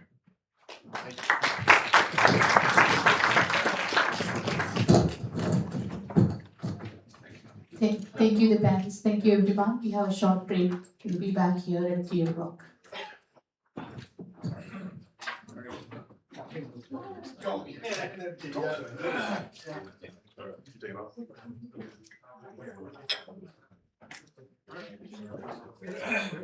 That was fantastic. Great question. I just like, what I was like, most thing I stood up, this is when I go to. Oh, yeah. Last year. That's tough. I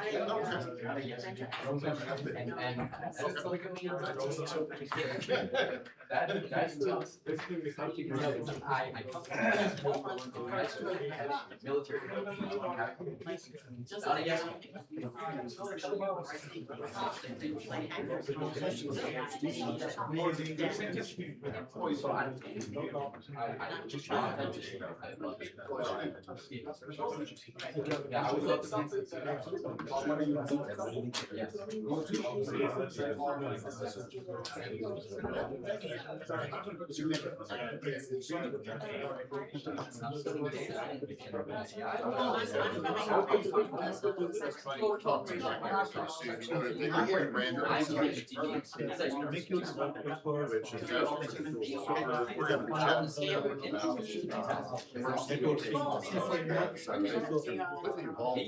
basically, it's looking to start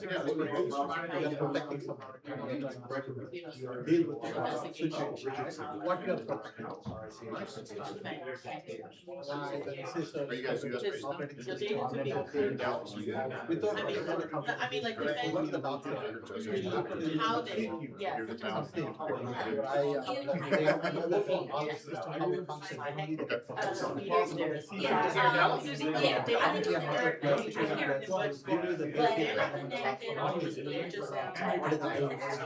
The operation.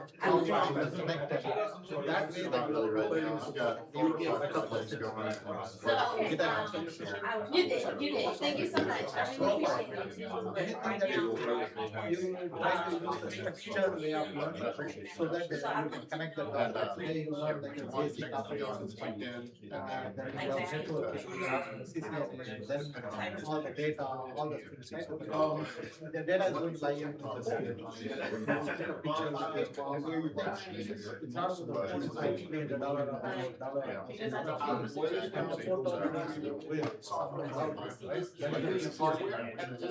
you're protected. So then the model you should make a system. Then you can be able to Yeah. and yeah, thank you. Speed it up, that's what I'm saying, like, AI is gonna speed up that. Say, hey, let's go. delivering impactful business outcomes. Shiva has over 30 patents and a distinguished alumni of Portland State University when she got her MS in computer science.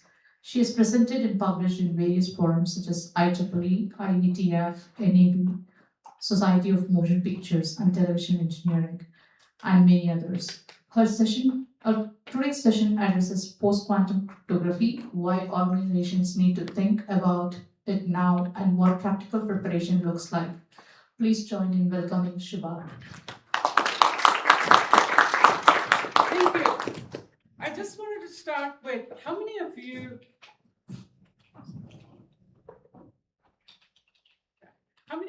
are professionals, and how many of you are aspiring professionals as in students? Professionals? Oh, wonderful. Okay. Are you all having fun? Having fun so far? Yes. Okay. I mean, I think the security professionals have a lot of fun. I mean, it's always trying to take care of all these different threats that are oncoming and so on. But not only that, it gets even more exciting because you're now taking care of threats that you don't even know about. And then it doesn't stop there. For students, take note. Now we have to be worrying about threats for computers that are not even here. Welcome to the preparing for the quantum era.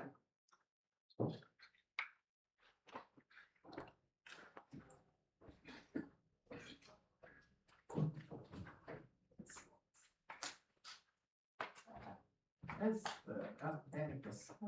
Got it. Okay.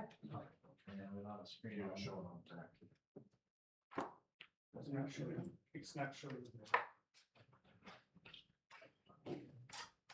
It's coming. It's coming.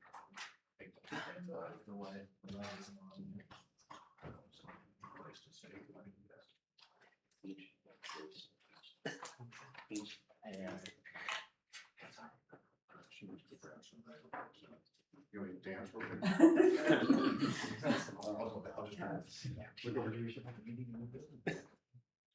Somebody. Yeah, she went. Okay, got it. In the meantime, we can always keep busy. There's so much about quantum that we can talk about. How many of you are familiar with quantum? How many of you just feel like, hey, let me just get some beginning things about, and I can always pace my presentations accordingly. Beginners. Okay. Experts? In between. Oh, cool. Very good. Very good. Nobody's an expert. Nobody's an expert. Yeah, if you claim you're an expert, you might very well be in trouble because, every next transformations, every next news that you hear almost daily, you're going to become less of an expert. Okay, yeah. No, that is so cool because, what's most interesting is, I think this might put some of you at ease, is that I'm actually not even going to talk about quantum computers. And what might make some of you very uneasy is I'm not even going to talk about when quantum computers are going to be here. Then you almost have to think that, hey, then what am I here for? What I am going to talk, and the reason is, there is a reason.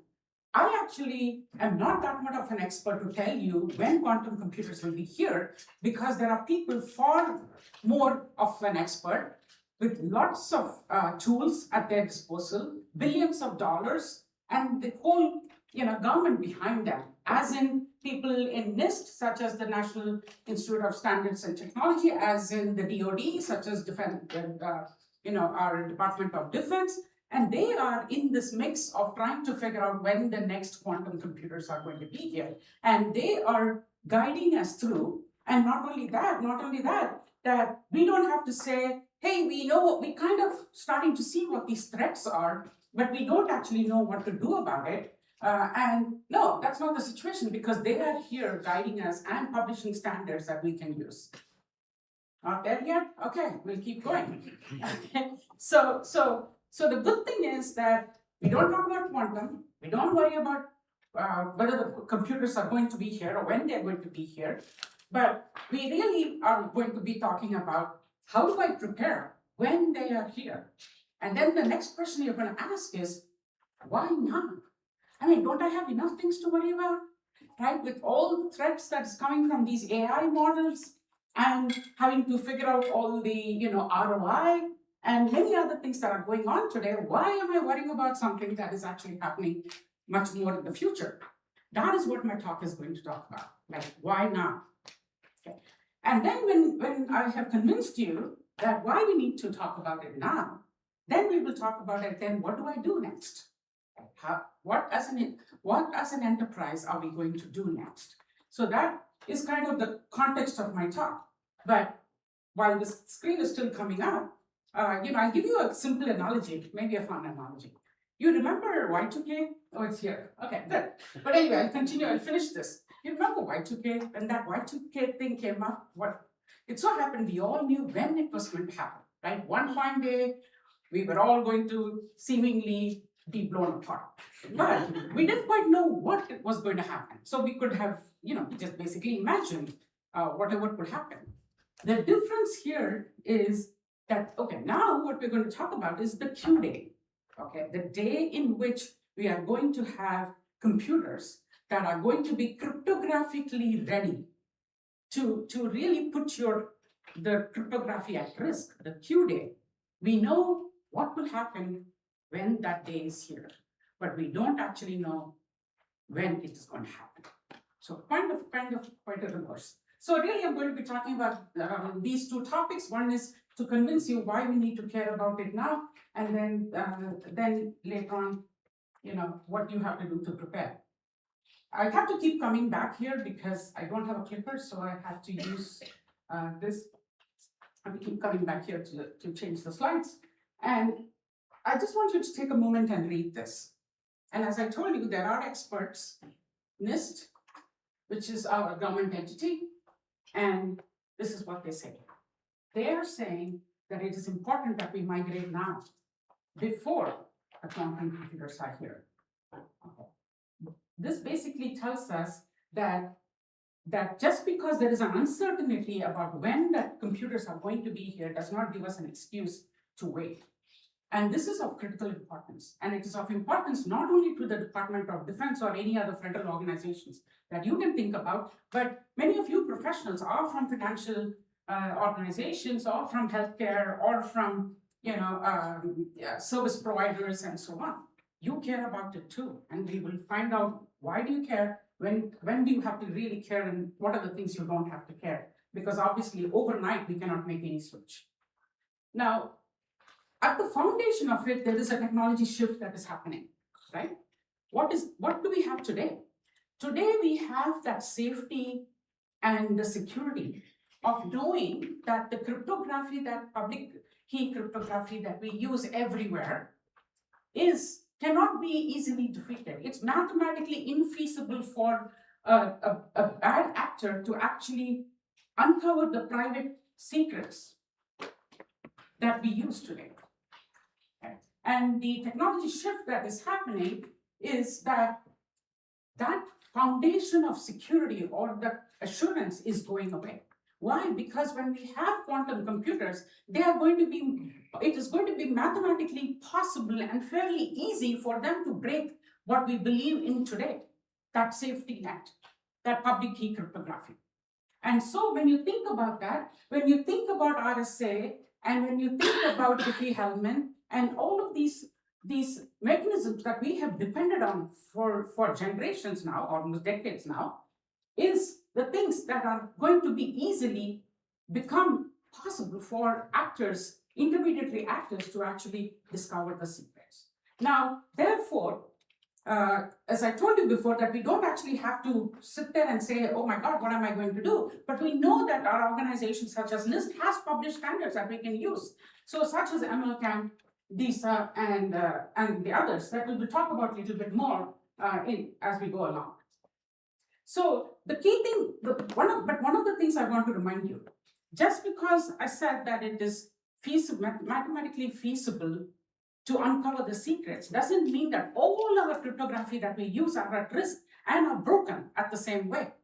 So what that means is that when we talk about hashing, for example, that is affected differently, and that is not considered broken. And so let's talk about how does this happen? So on the left-hand side, you see what is popularly known as the Shor's algorithm. I'm sure if you have not heard of it, just go to that NIST site. There's a lot of explanation, and from there you can go and look at the other things. And what Shor's algorithm does is, using a quantum computer, it is able to take public key cryptography, and it is able to break that mathematical foundation that belongs to that algorithm. Therefore, all your public key cryptography mechanisms such as RSA, DSA, ECDH, all of them are at risk. And so therefore what happens is that, note the word that I use, they are broken. So you've got to go fix it.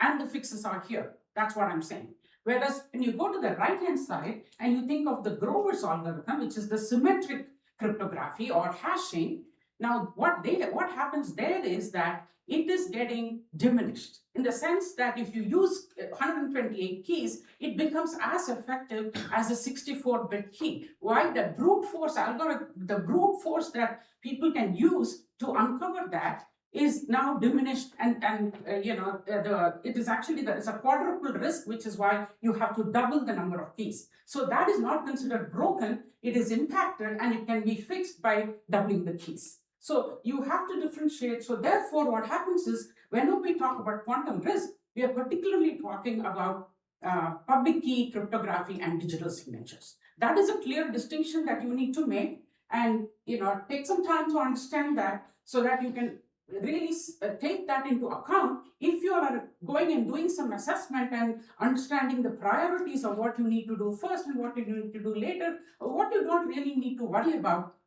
This is the distinction that is going to become very important. Now, going forward, so I just want to take 1 minute to show you. I keep saying that NIST has the solutions, right? What are they? There are 3 standards, and they were published back in August of 2024. So we've had them available for quite some time now. But they are, FIPS 203, which is used for key establishment. And we normally call it MLCAM. You would have heard that term if you're, listening to anyone who's talking quantum. And then you have FIPS 204, which is for digital signatures, and then FIPS 205. So these are 3 standards that are available, and there are many more in the works that NIST is about to publish. But these 3 will take care of some of that source risk that we talked about a little bit earlier. Now, if the destination is known, which means I know what I have to do, and then if you're saying we understand that we need to do something, but I don't think I've really answered the question, why now? Okay. So we'll talk about that a little bit. Moving on. Yeah, thank you. So today we have encrypted data, but we don't have the quantum computers. But by the way, I don't know whether I said this earlier, but when I said we don't have quantum computers, you might say, hey, but I know IBM published this news, or Google published this news, and Cisco published this news. Well, true. What I'm actually referring to is called cryptography. It is capable of breaking the cryptography that you have. It is considered to be QR, that is cryptographically relevant to breaking that thing. At that level of computers is what we are talking about, okay? So today we have the encrypted data. It's there everywhere, right? You have your bank transactions, for example. We are passing, national secrets between probably machines that are there in the outside, and so on. Now, these are what can happen is that any actor can actually take this. These are encrypted, and I also told you that it is mathematically not feasible to derive the private information in this, but I can certainly capture this, store it, and wait until such a computer becomes available, and then decipher that. Yes, it can be years before that happens, but the secrets are equally as important. Just think of it. If I have national secrets that I can today capture and store, and then 4 years later, I have a computer that is capable of understanding that, it will still be relevant. Because think about how many years does it take for us to produce any kind of defense systems, okay? And then closer home, if I'm sending an email saying, hey, here's my new presentation, please, can you make sure it's uploaded for today's session? Nobody cares, right? You don't really care that 2 years from now you have a wonderful computer and you break that and you figure that out. It has no relevance. But on the other hand, think about it. If it is my medical records, and those of you who are in healthcare industry and financial industry, you have an obligation to maintain those records for a certain amount of time. And if you have that, I, as a patient, expect you to. Do I want my medical records out there in the public to be used for whatever nefarious purpose? Just because it's been a few years? No, I don't. And I'm sure you young kids are going to even less want your important healthcare secrets or financial secrets to be exposed, even if it is some number of years. So the important point about it to remember is that there is that element of what is important and how long should I maintain that data, and is it relevant from a preparing for the quantum computer's perspective. Now going on, I have kind of, in a graphical way, showed you what happens, right? You have an actor and malicious intent. He has a malicious intent. I loosely call him bad actor, but if you have a problem with that name, just think of it as a person with malicious intent. He captures all this data and he can store it, and these can be fairly well, funded efforts just because of the rewards of what can happen, and then it gets stored, and then when the quantum computers are actually here, it gets deciphered. That is the risk that we are talking about. And this is very famously called harvest now, decrypt later, right? HNDR. And you would have heard this. And so when you think about the quantum risks, so you have the source algorithm and the grower's algorithm. Now you have made that division. And then you apply what I consider a timeline to it. Now when you're thinking about quantum risk, you're saying, hey, when is that risk relevant to me? And then when you think about this harvest now, decrypt later, which particularly applies to public key cryptography and digital signatures, then you have to think, okay, maybe it applies to me now. And then you do the next layer of discussion of saying, hey, but even then, which part of my data is it relevant to? Oh, it is my long-lived data, and that's what I need to care about. So you can see that much as, this is one of the things that I particularly like to emphasize. is that because, when we talk about the risks of quantum, there is a lot of things like, that feels like, oh, are you fear mongering? Right? The computer is not even here. What are you talking about? So that is why I wanted you all to very clearly understand what is the risk, when is the risk, and what part of that do you really care about, right? And for those of you who are going to go back and research some more, go search for a Wired magazine article, and I don't quite remember the article particularly, all the details, but it was published back in 2024, I believe, and it says, be very fearful. Quantum computers are going to be here, right? It's something like that. So you see, when you see that, the reason I ask you to go try to see if you can find it is that if you stare at that picture, an orange color, red color picture, and it says, be very scared, then you think, oh my God, what is this all about? But when you start to understand it, it actually is as meaningful as any other technology shift that we are going through. So we talked about long-lived data, but and we talked about why, when, and which parts. But the thing we also have to understand is, if you're working in cryptography in any industry, any company, you know that cryptography is deeply buried. It will be, I think I would find very, very few people who can stand up and say, I know every piece of cryptography that is in my organization, because it's very, very hard to tell.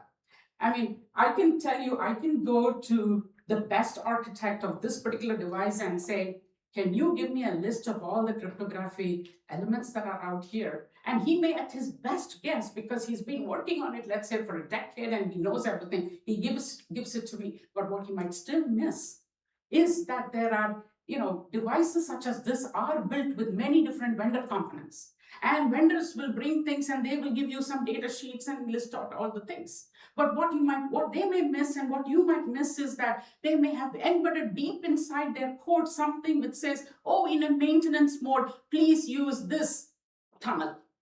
And there you go. You have one cryptography that you didn't even know exists.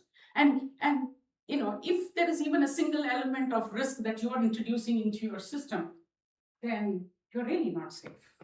So that is the key thing, is that it is very, very difficult exercise. And I'm sure people who are working in this field will surely know this. And I know I see some of the nods, which is the exercise to find out the inventory for the cryptography that is there in your enterprise is a big, big, big task.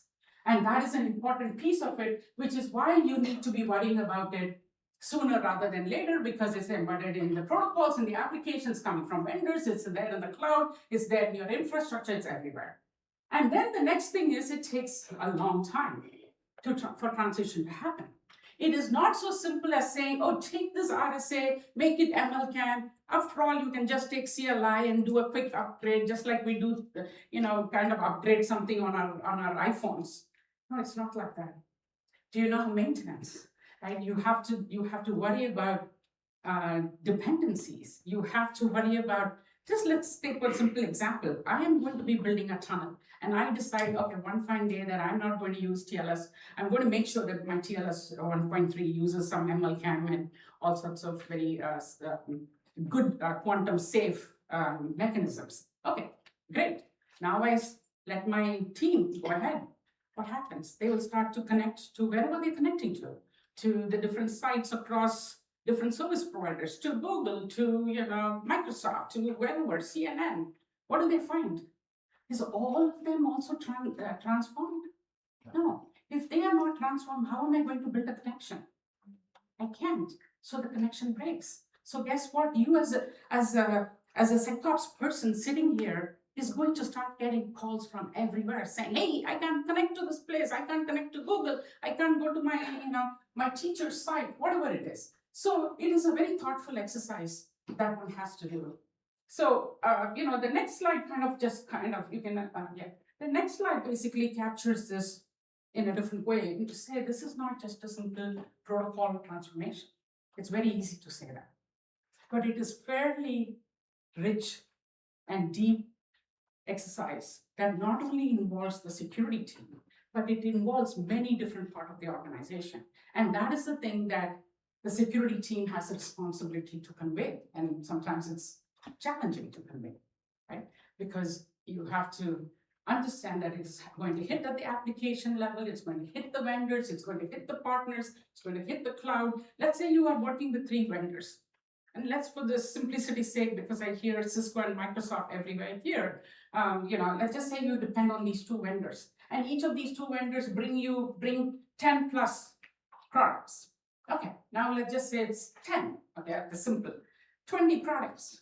Now you've got to figure out the roadmap of those 20 products. And you think that the product itself is one single element? No, because now we're talking about it like, let's say a single router or a single switch, which itself has about 100 different cryptography elements. Now you have to then go to those departments and decide, and then Cisco will have to give you that big picture view. I'm using Cisco as an example, and say, what is their cryptography at the application level or at the network level for TLS versus SSH or different things, right? So that is why it no longer becomes, oh, it's a quantum shift, it's a cryptography problem, and therefore it is just shift one mechanism to another and we are golden, but it actually becomes an enterprise dependency issue.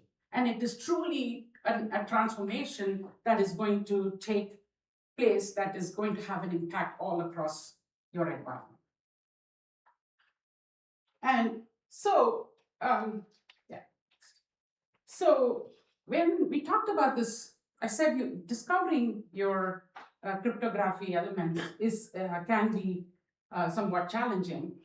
And so then, what is that? Is that just, I keep saying mechanisms and protocols, but that itself, well defined by, the Cyclone DX, if you note that name. It's a very popular CBOM standards, I quoted quote unquote standards that we in the industry generally follow.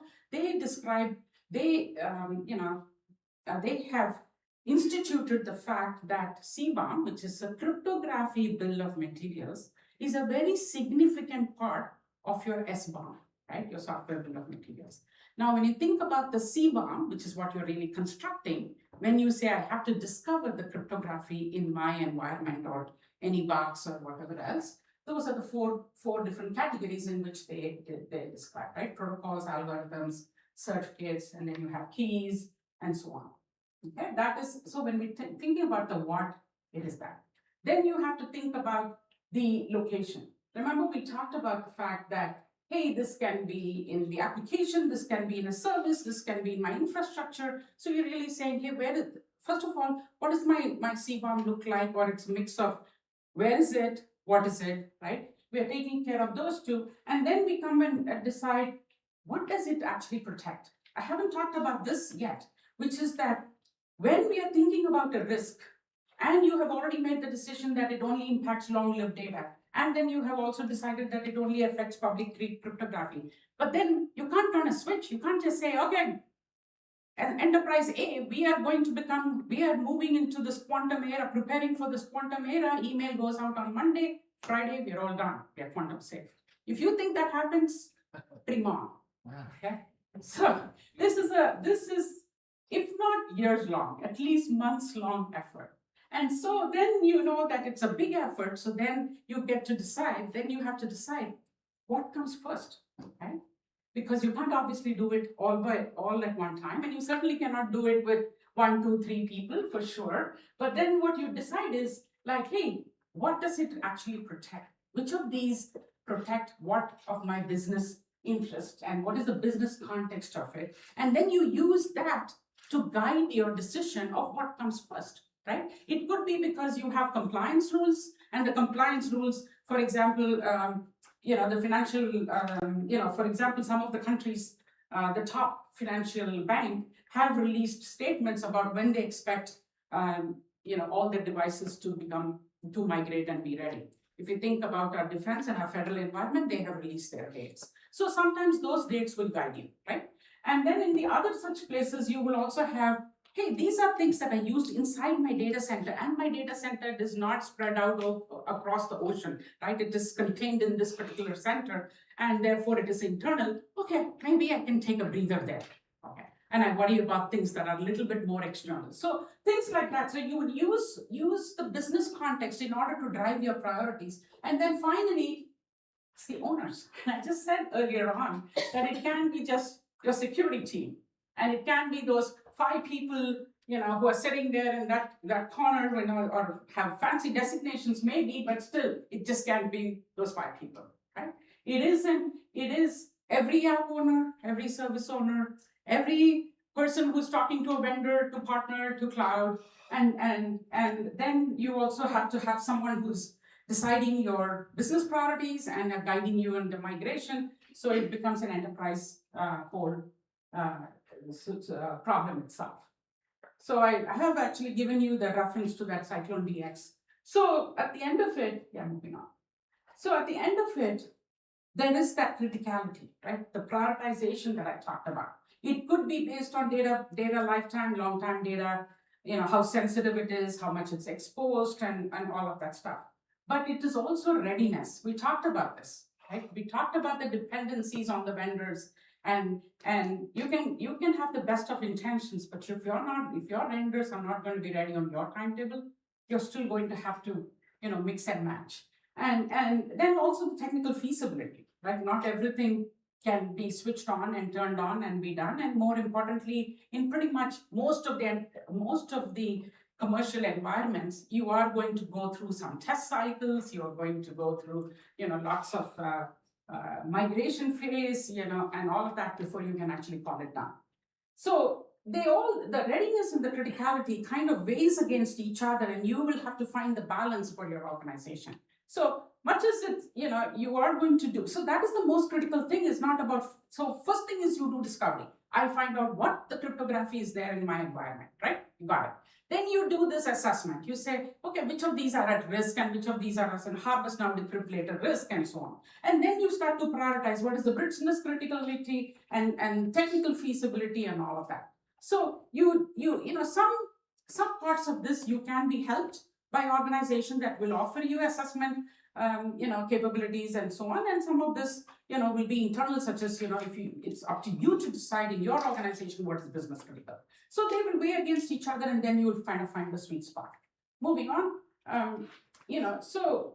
but still the thing is that you still don't want, in spite of all of this, you still don't want to switch like to the new world on one fine day, right? It's not like you jump from this insecure space to a secure space just on one fine day. And for the very reason that I actually gave you an example before, right? You build this, you believe that you have to do MLChem for your tunnels, and then you set it up, and then you're trying to connect to 20 different sites, and none of them support quantum safe protocols, and then you're lost. So what do? You say, okay, I'm going to try to negotiate with the best known cryptography, and if they don't accept, then I'm going to fall down to this one that is accepted, right? That's what you would do in that particular situation. But here we are talking about actually leveraging, basically mixing keys or mixing cryptography that is that's standards based, like MLChem and so on, with your classical cryptography, and arriving at some special keys. You can be maybe offloading how these keys are derived, and then mixing them with keys that are there, secrets that are there in your own environment. So you actually go through what is called a hybrid situation. But the key thing to remember is that the hybrid situation is not a destination, and don't treat it as such. The amount of time and effort, the performance, imagine if you have to support 2 environments, the classical one, the older one, and the quantum safe one at the same time. You are taking a performance hit, you are taking a cost hit, you are taking complexity under your belt, right? All of this is going to happen. So treat this hybrid situation as more of a stopgap situation rather than as a destination itself. That is merely a way to help you. If it's going to take you weeks, if it's going to take you months, then it gives you a chance to do this in a sane manner without breaking everything around you, because you know that business has to continue, right? We have to operate in an environment where business continuity cannot be put at risk.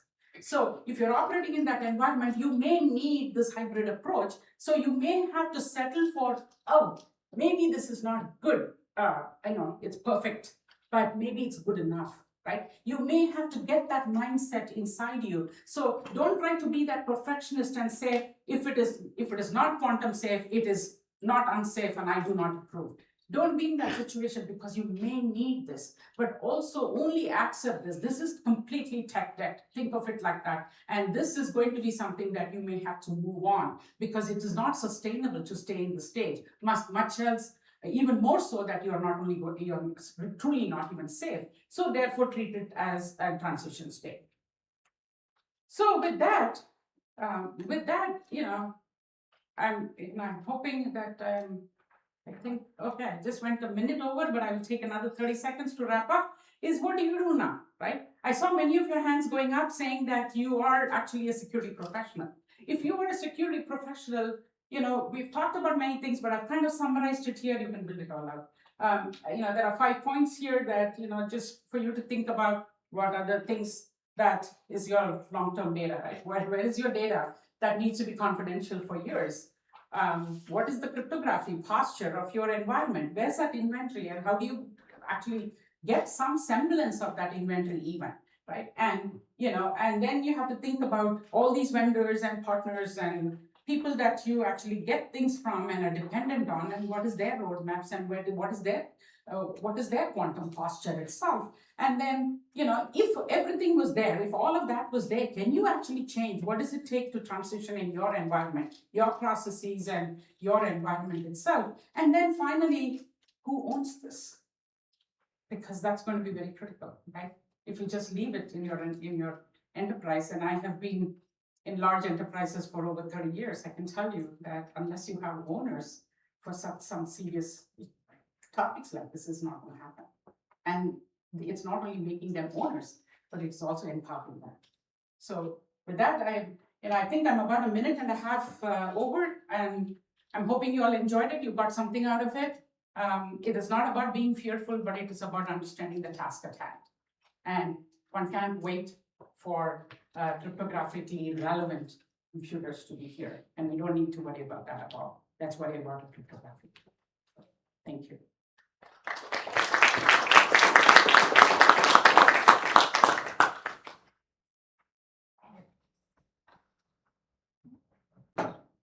If you have any questions, I'll take it. Unless you're in a hurry. Oh, I think we have another session, so I'll take it outside if you don't. Do you know if Microsoft is moving forward with or how close they are to whatever these new standards are? I am actually a Cisco employee, so I prefer to not talk about. Yeah, behind. Oh, yeah, I absolutely know that. I'm just curious if they already has anything. I can tell you Cisco offers quantum assessment services. And certainly at least there are going to be people that you can go talk to and say, hey, can you please tell me about your assessment services, or what does it mean, or whatever else you can ask. Not here to sell any service, but I can, if you do need to figure some things out, that might be a place to go. I don't know much about Microsoft. No. Look. With this being like such a new issue, is experience in the cybersecurity space, is that the barrier for upgrading, or is it funding, or is it lack of wanting to change? What's like the main barrier for this change? It's a great question. I think the main barrier is actually figuring out what you have. Just think about this. Like, certainly you don't want to say grandmas, but okay, you take any coders. I could be one of them, and go look into their closets. Right? Tons and tons and tons and tons of stuff, right? And just imagine that you've got to go figure out where your school yearbooks are in that set of cupboards. Go figure it out, right? So you can imagine what I'm trying to say is the complexity is not because people do not know cryptography. Security experts are among the best, right?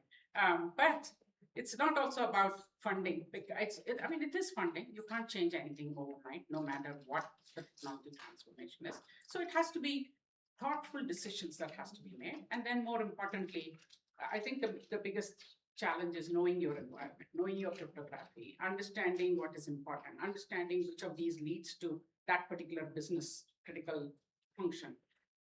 And that is like, walking through a maze and figuring out like a big puzzle. I given you 100 pieces, now you go put it together. That's what it looks like. I know Ramya is going to talk next, so I don't want to, get to her time, but I'm happy to take questions outside later on. Okay, so after you have listened to Ramya. Thank you so much. Helpful. Thank you so much. People who haven't asked questions, please feel free to stop by. Okay, thank you.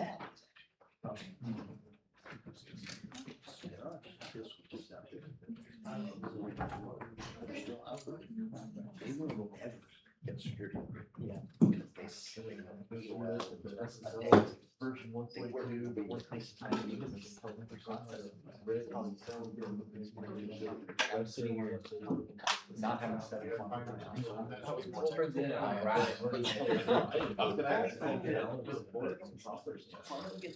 I don't know if I'm migrating to like.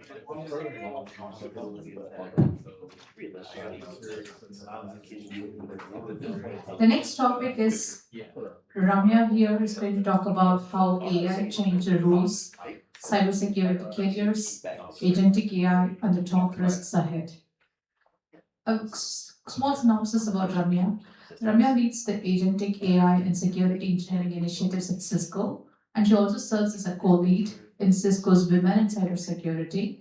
With over 2 decades of experience across cybersecurity, cloud, automation, and product engineering, she's recognized as one of the top 50 women in cybersecurity 2026, and was a finalist for the Women in Tech Global Awards in 2025.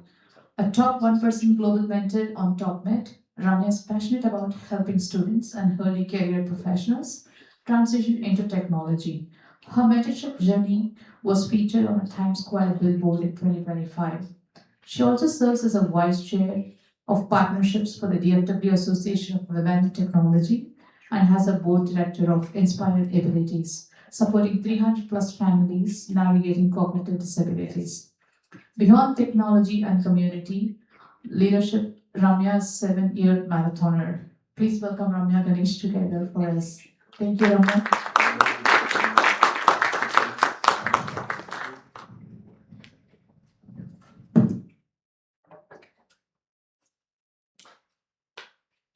I'm just gonna take 1 minute to fix my mic here.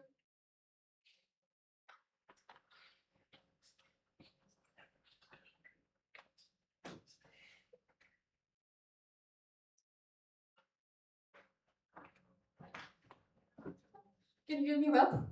Yeah. Okay. So Shubha got us into the future, into 2030. So I have an easy job now to get us into the present. I'm going to talk about agentic AI, the top security risks that we are seeing as per OWASP. And I'm also going to touch on the cybersecurity careers because I see a lot of students here. So probably that would be useful for people who are, who are in the early careers, who are trying to think of to change a career. Where are the roles heading in security? So we'll touch upon that.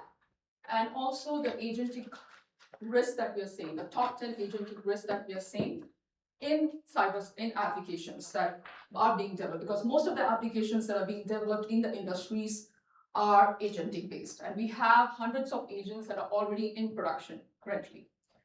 So let me start with slides up.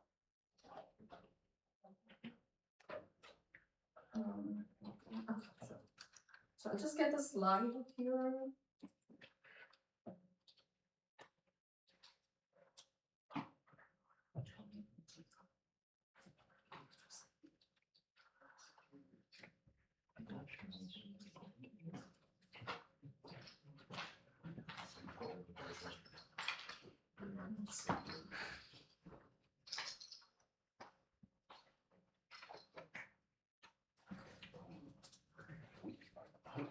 Sorry, guys.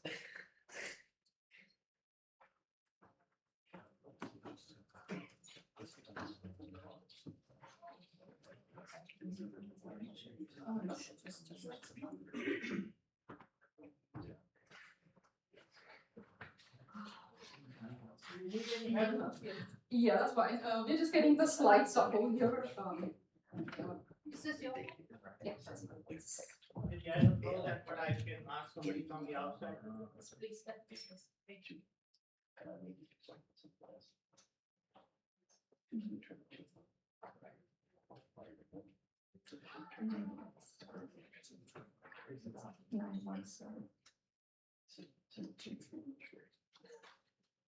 Wow. Yeah.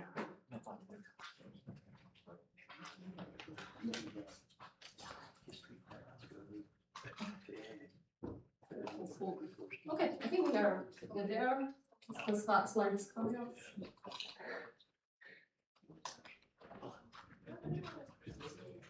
Okay, so I'll quickly jump to the second one. So what we're going to talk next probably 25 minutes is, the next slide please, why cybersecurity is at the forefront of AI.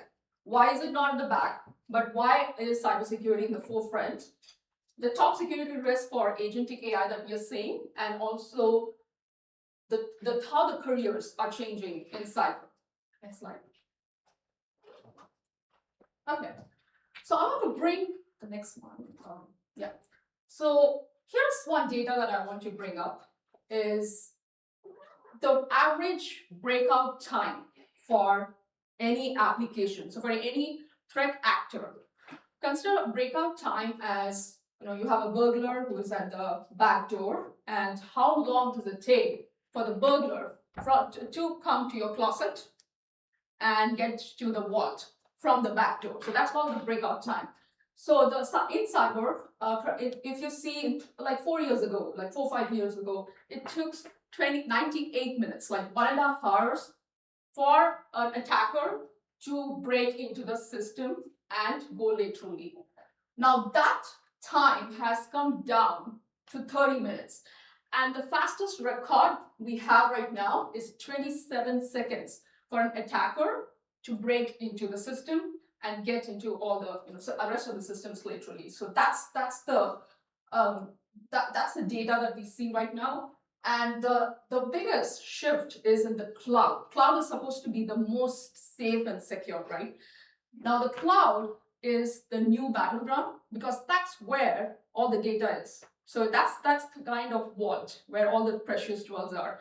So that's where the attackers are going into. And just in 2024, we have seen a huge spike in cloud instance. So the one that is supposed to be secure is not secure anymore.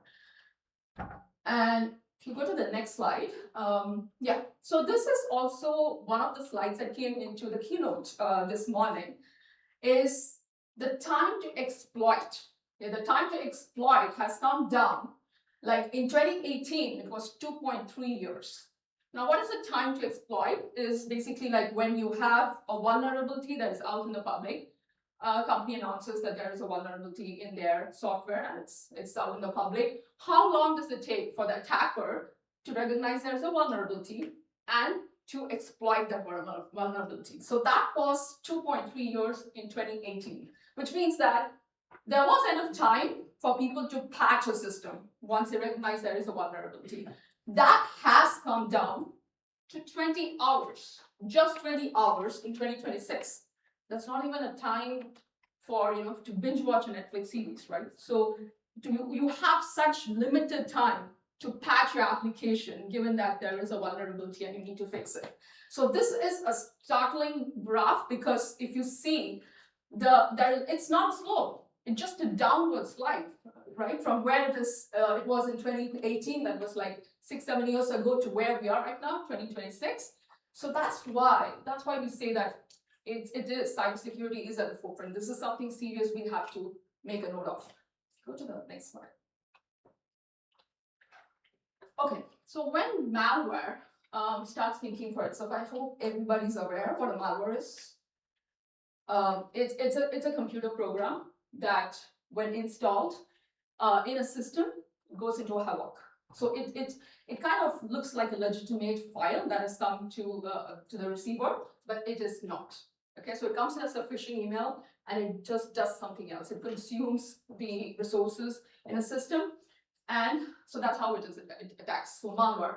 So the first malware known to use AI, this is publicly known, to use AI in real time was in 2025. And this malware was actually used to attack the Ukrainian government, and it was backed by a Russian hacker group. So what they did was they used a phishing email. They had a PDF of the phishing email, just looked like anything legitimate. And this malware, it doesn't come with any instructions as to how to go and attack the system. It doesn't come with any instructions, because if it does, there are detection systems that would recognize that. So now this malware, it asks the chatbot the instructions, okay? And the AI chatbot doesn't know that this is a malware, right? So the chatbot will just respond with all those instructions as to where the data is, where the other systems are, where the network is. So the AI is used to write all the commands. The malware gets the commands, and this is it's like instant. In real time, it gets instructions from the AI chatbot on how to attack the system, and the AI chatbot has no idea that this is a malware that it's talking to. So this is the first publicly known malware that is known to use AI in real time, and that was 2025. If you go to the next slide. Yeah. So I'll touch upon the AI agentic security risk that we are seeing. If you go to the next slide, just go down. Okay. So 88% of the organizations today already have some kind of agent in production, and 40% of them think that it's not secure. Right? It's like you are driving your car in a fast lane, and you don't even know that whether your brakes are working or not. So that's how it is right now. So many organizations have agents in production, but they know that half of them know that it's not secure enough. What is an agent? Probably most of us know in the room. A chatbot would basically, that's an instruction that you give the chatbot, and it gets a response, right? Whereas an agent is totally autonomous. All you give the agent is a goal, and it goes and accesses all the tools that it has access to, and it completes the instruction. It's totally autonomous. It has memory in it. So that's AI agent. Let's scroll to the next one. The top risk that we are seeing for agentic applications today, and these are coming from OWASP. OWASP is actually a non-profit. Think of it as like they have the list of top agentic risks, and that we're seeing in the LLMs. So you don't have to research. You just go to the OWASP tool, and then you get these lists downloaded. Now it is categorized in red, yellow, purple, and green. So I'm not going to go about every single thing of it, but just the important thing that you have to be aware of if you are developing applications. You are, just being aware that these are the top risks that we are seeing. Goal hijacking. So go to the next slide. Goal hijacking is basically tricking an AI agent, right? So into doing something. So you basically, for an agent, you give a goal, and you trick the system such that the goal itself is hijacked. It just does something else that it's not supposed to do. So that is the most common thing that we are seeing with the agent. The security risk that we are seeing associated with an agent is goal hijacking. The second is the rogue agent. Okay, so rogue agent is basically goes off script totally. So you is supposed to do something, and it just goes and deletes the database, and it gets the information and sends it to somebody else, not intended. So that is called a rogue agent. So these are high because of the impact that the agent does to the system. But the tool misuse is also one of the top risks that we are seeing for agentic application, because all the agents, they need to use different tools to complete the goal. Now, tool misuse is basically, for example, you have the agent does something with the email. So instead of sending one email, it just goes and sends like hundreds of emails, right? So that's called a tool misuse. It is not supposed to do that, but it just it's in a row. So it just goes and sends 100 emails, or it just sends, just runs some malicious code that it's not supposed to run. Privilege escalation is meaning that, say, an agent has some permissions that it's not supposed to access. For example, you have something in AWS, it is not supposed to configure a certain thing, which it doesn't have access to, but it uses the privilege escalation and configures certain things in AWS, right? So that's the privilege escalation. Those are the top risks that we are seeing. And all that, issues related to unauthorized access. Unsafe code execution is something we all use Claude these days. Most of us use Claude these days to build applications. So unsafe code execution is related to that. So it runs certain code that it just deletes certain things and gets these information, passes information to somebody that's not intended to. Data leakage is basically sensitive data. So it just spills some sensitive data and it transfers leaks the information from one agent to another agent. And we also have, it's just not the agent that is talking, it's the agent is talking to other agents as well, right? So passing information from one agent to another agent without leaking data with each other. Now, 5 golden rules to stay safe. You don't have to be a security expert to know how to protect the data, okay? So this 5 golden rules applies to anybody. It could be a product manager, a project engineer who's just developing an application to automate your use case. So you don't have to be a security engineer to make sure that what you've developed is secure and safe enough. Now, one of the 5 golden rules is least privilege always.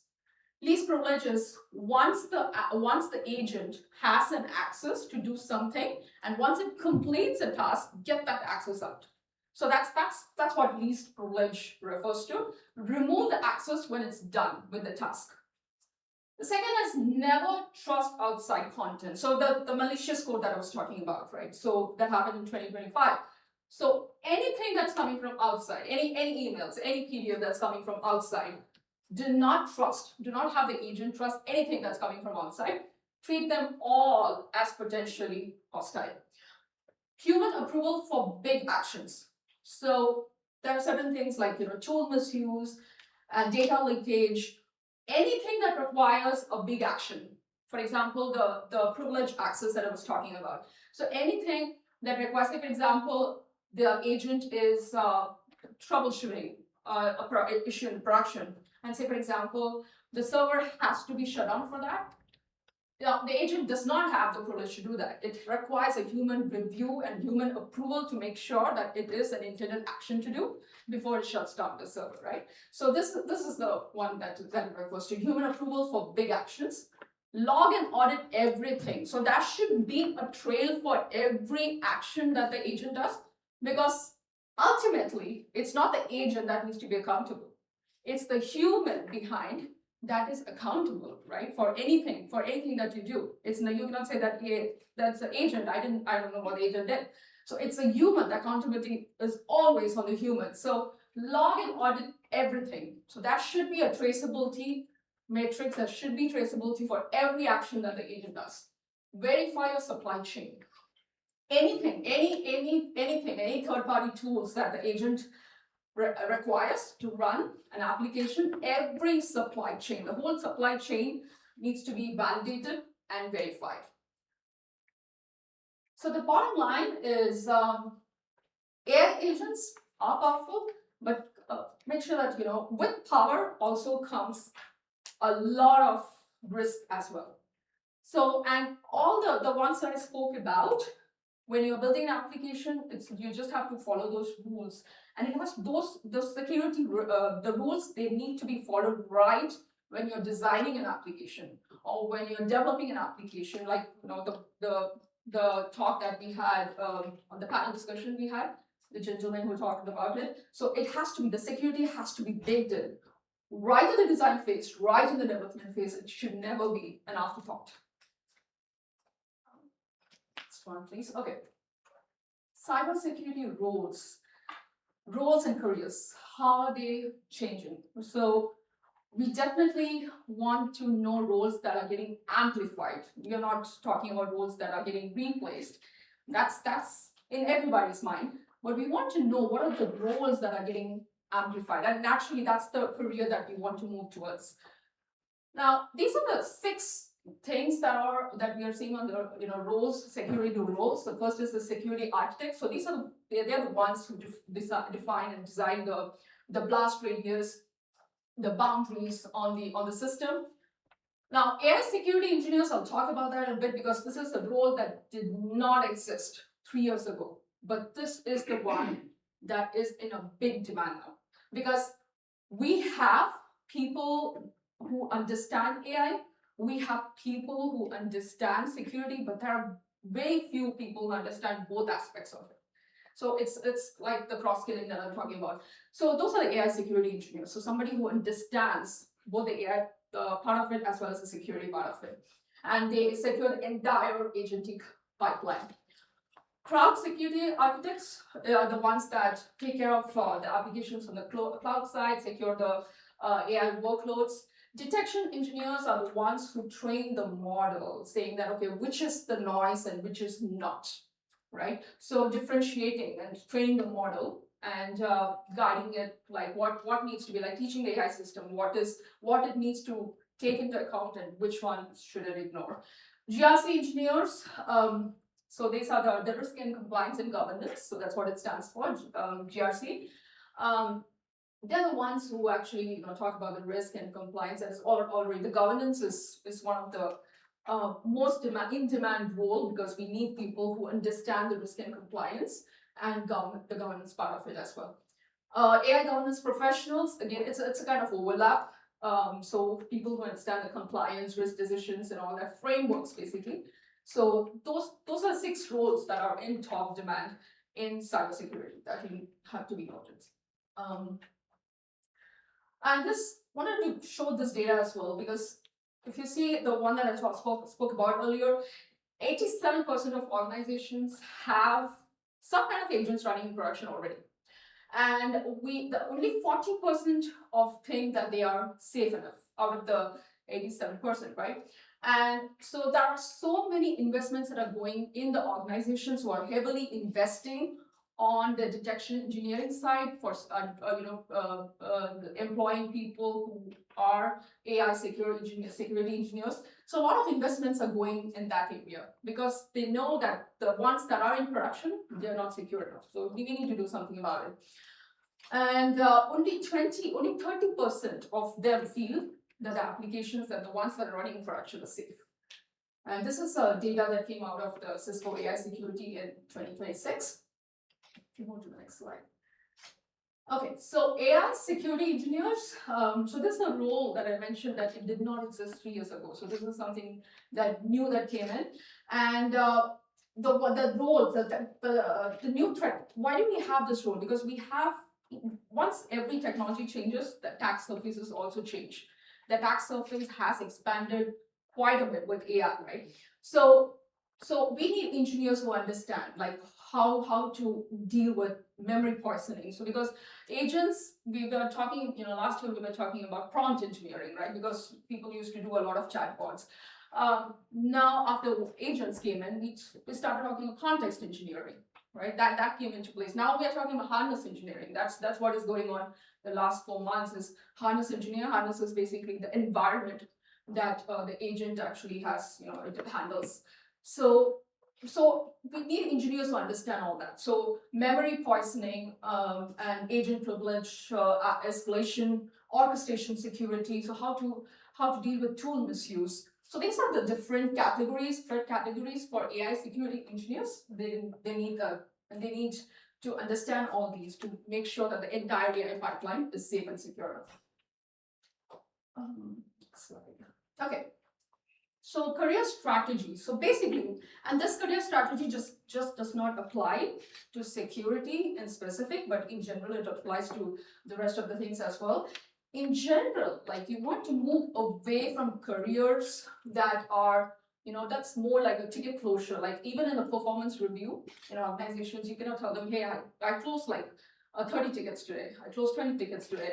Because the tasks that require volume, that does not apply anymore. Because if you say that you're closing 30, 40 tickets, it means that it's a good use case for AI automation. AI will do well about it, right? Automating like anything that requires that deals with volume, AI is pretty good with that. So you want to move away from those roles where your role requires you to close tickets or like review the alerts and everything. So those are all manual tasks that are being automated. So anything that is repeated, it is being automated. And also you want to move away from roles that are process oriented, right? So you have your program managers and everything, so that are process related. So you need to have some kind of engineering component as well in the role. For example, anybody, even if it's a program manager, they should know how to run an automation to do some of the repeated tasks, right? So some kind of role that has an engineering component that you do for some automation purpose. And so right now, today, whatever it is, if it's a performance review, whatever it is, it's not measured by volume, but it is based on the impact that you're showing on the job, right? So what have you done to automate a certain scenarios, how it has increased efficiency and all. So it's not based on the volume these days, it's based on the impact. So those are the roles that you want to move to. So moving towards architecture and system design, right? With that I mean, like if you're coding, you're testing something, you also want to know the overall architecture, how it works end to end. So that's where you want to move into, basically the system design architecture, because if all the coding, testing, everything is else, Cloud can take care of it. But it cannot understand the architecture, it cannot understand the system design. So we have to guide through that. So those are the roles that we want to move towards. Of course, if you're into engineering, you have to be in the automation side, automating tasks and all that. Governance and, sorry. No worries. Just one thing. Oh, okay. And also the governance and business decision making, right? You have to be accountable. Any role where you have to have an accountability, that role will survive, right? And because at the end of the day, if anything goes wrong, it's a human that has to answer. So the role that is towards that takes care of accountability, you want to move towards those roles. The most important thing is actually developing cross-domain skills. You don't want to just drive in a single lane. You should be able to drive into multiple lanes. So cross-domain skills. So the one that I was talking about. So there are people who know AI, there are people who know security, but the cross mix, right? So those are the ones that you really need. You need to develop the cross-domain skills so you understand the overall picture rather than just being in one single lane. Yeah, and I think that's pretty much about it. Just one moment. Yeah. So just the bottom line, AI will not end cybersecurity careers. So yeah, so there are a lot of good opportunities here as we move on. It's only just that there is a lot of growth and a lot of opportunities for people to come and contribute to cybersecurity. So it was only gonna increase, but it will not replace. With that, I think it's the end of the slide. So yes, if you have any questions, please feel free to reach out to me in LinkedIn. And I'm also outside if you want to. I'll be happy to take any questions you have. Thank you. Any questions?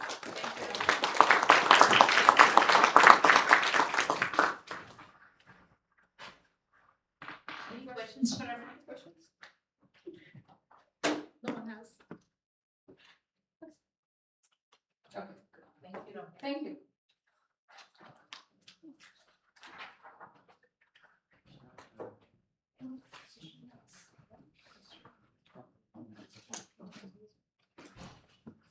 Thank you. The session for the day ends in this room. There are Others? that's happening in the other rooms. What is happening? This is the end of this room? Correct. That's what I see. So there are still sessions happening in room number 118. Yeah. 4 room number 118.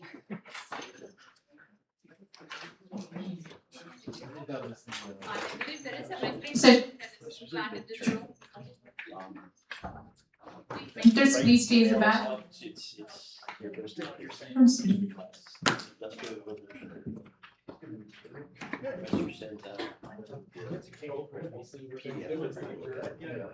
Thank you all.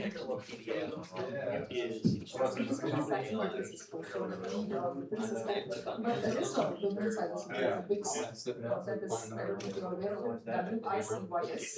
They have a Dutch chapter. So they have a lot of it's something that is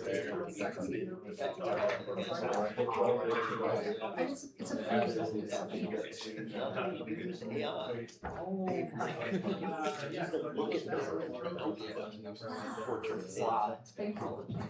Oh, yeah. That's okay. That's a good catch for the president. No, it's absolutely, it's a special space, and I lucked out because, Yeah. you know, what we're talking about, I think the main And he's officer, pretty sure the that's what other we're students talking that about, did pass the data lineage. used AI. Yeah, I mean, just. When it's science. That's smart, right? That's So you wanna be like a pseudo Andy type, right? That is. I feel like Andy helps like a bunch of them, but not the only one.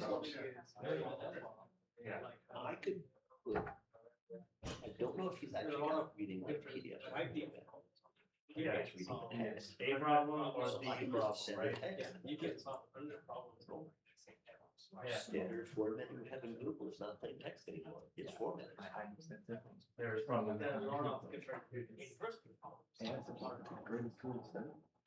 It's the greatest genius for every law.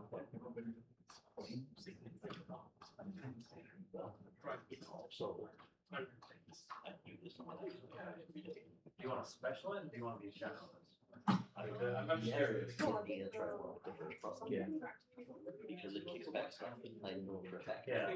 Yeah. Specialized when. And it's. He's a different animal, man, like, he's like the guy who's on all the time. I get tired. Yeah. I get tired. He's like, oh, why don't you just go here? And I went on my honeymoon in Japan, September 15th. And I was October 14th. You know what he said? Oh, I can set up a meeting for you in Japan. I looked at it and I just stared at it like, brother, my wife is sitting next to your wife right now. We're eating dinner. If she had heard that, we both would have been. Are you crazy? AI cannot do anything. It was one of those lenses. All it can do is just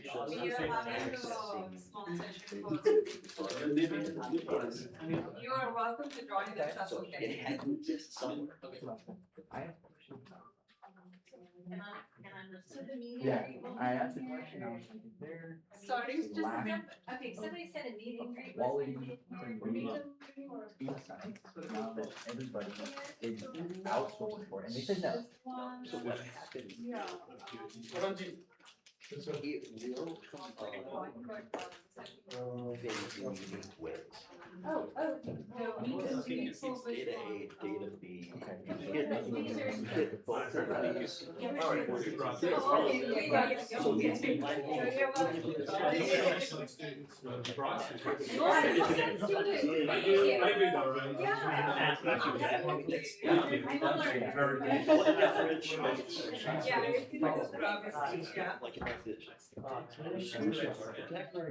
I think we're good. I understood. We have some deals to understand. That's what makes me do the job.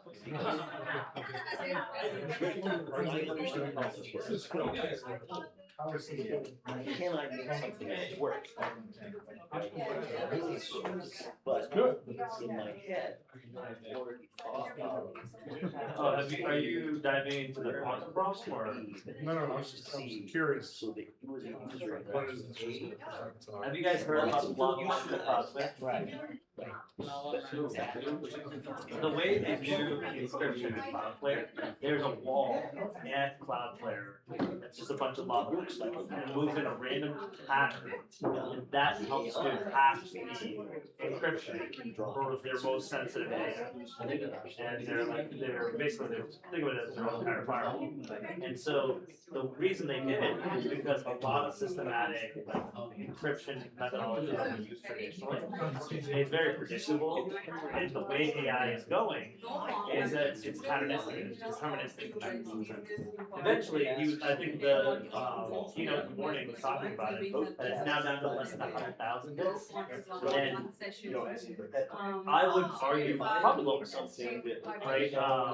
So you need, if you were limited to even 10 bits, you need a way to make those 10 bits change so consistently that even if it's intentional, you can still be run after that. It's something that, like, I poked around that problem when I was at Amazon. I didn't get too deep into it because I was in the M&A side. We almost bought a company that did something for that. I can't say it because it's fine. John's like, oh, maybe. But I realized that there's that problem. We're all worried about AI. It's a great problem. My company does AI risk. I should say this. The quantum problem is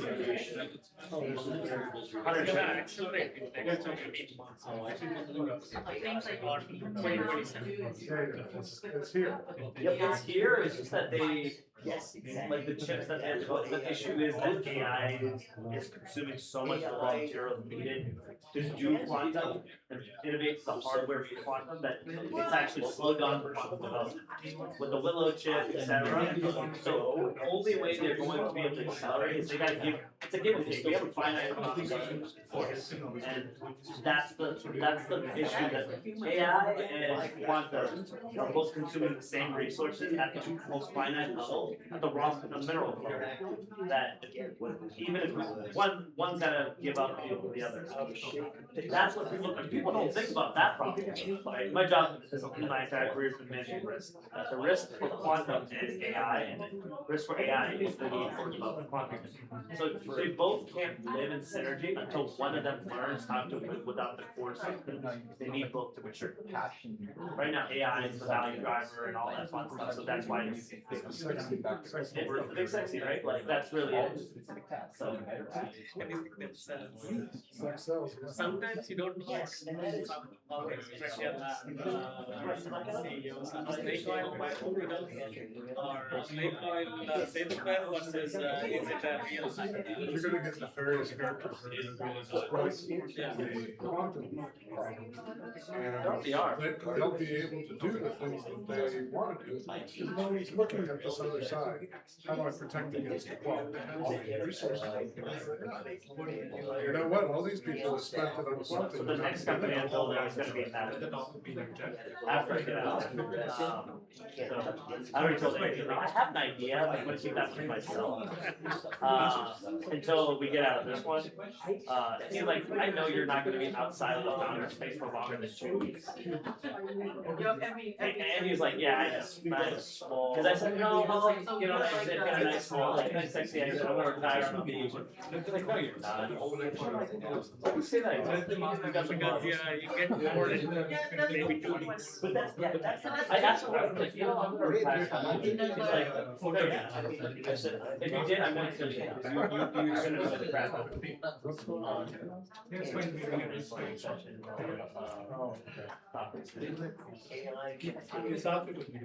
Something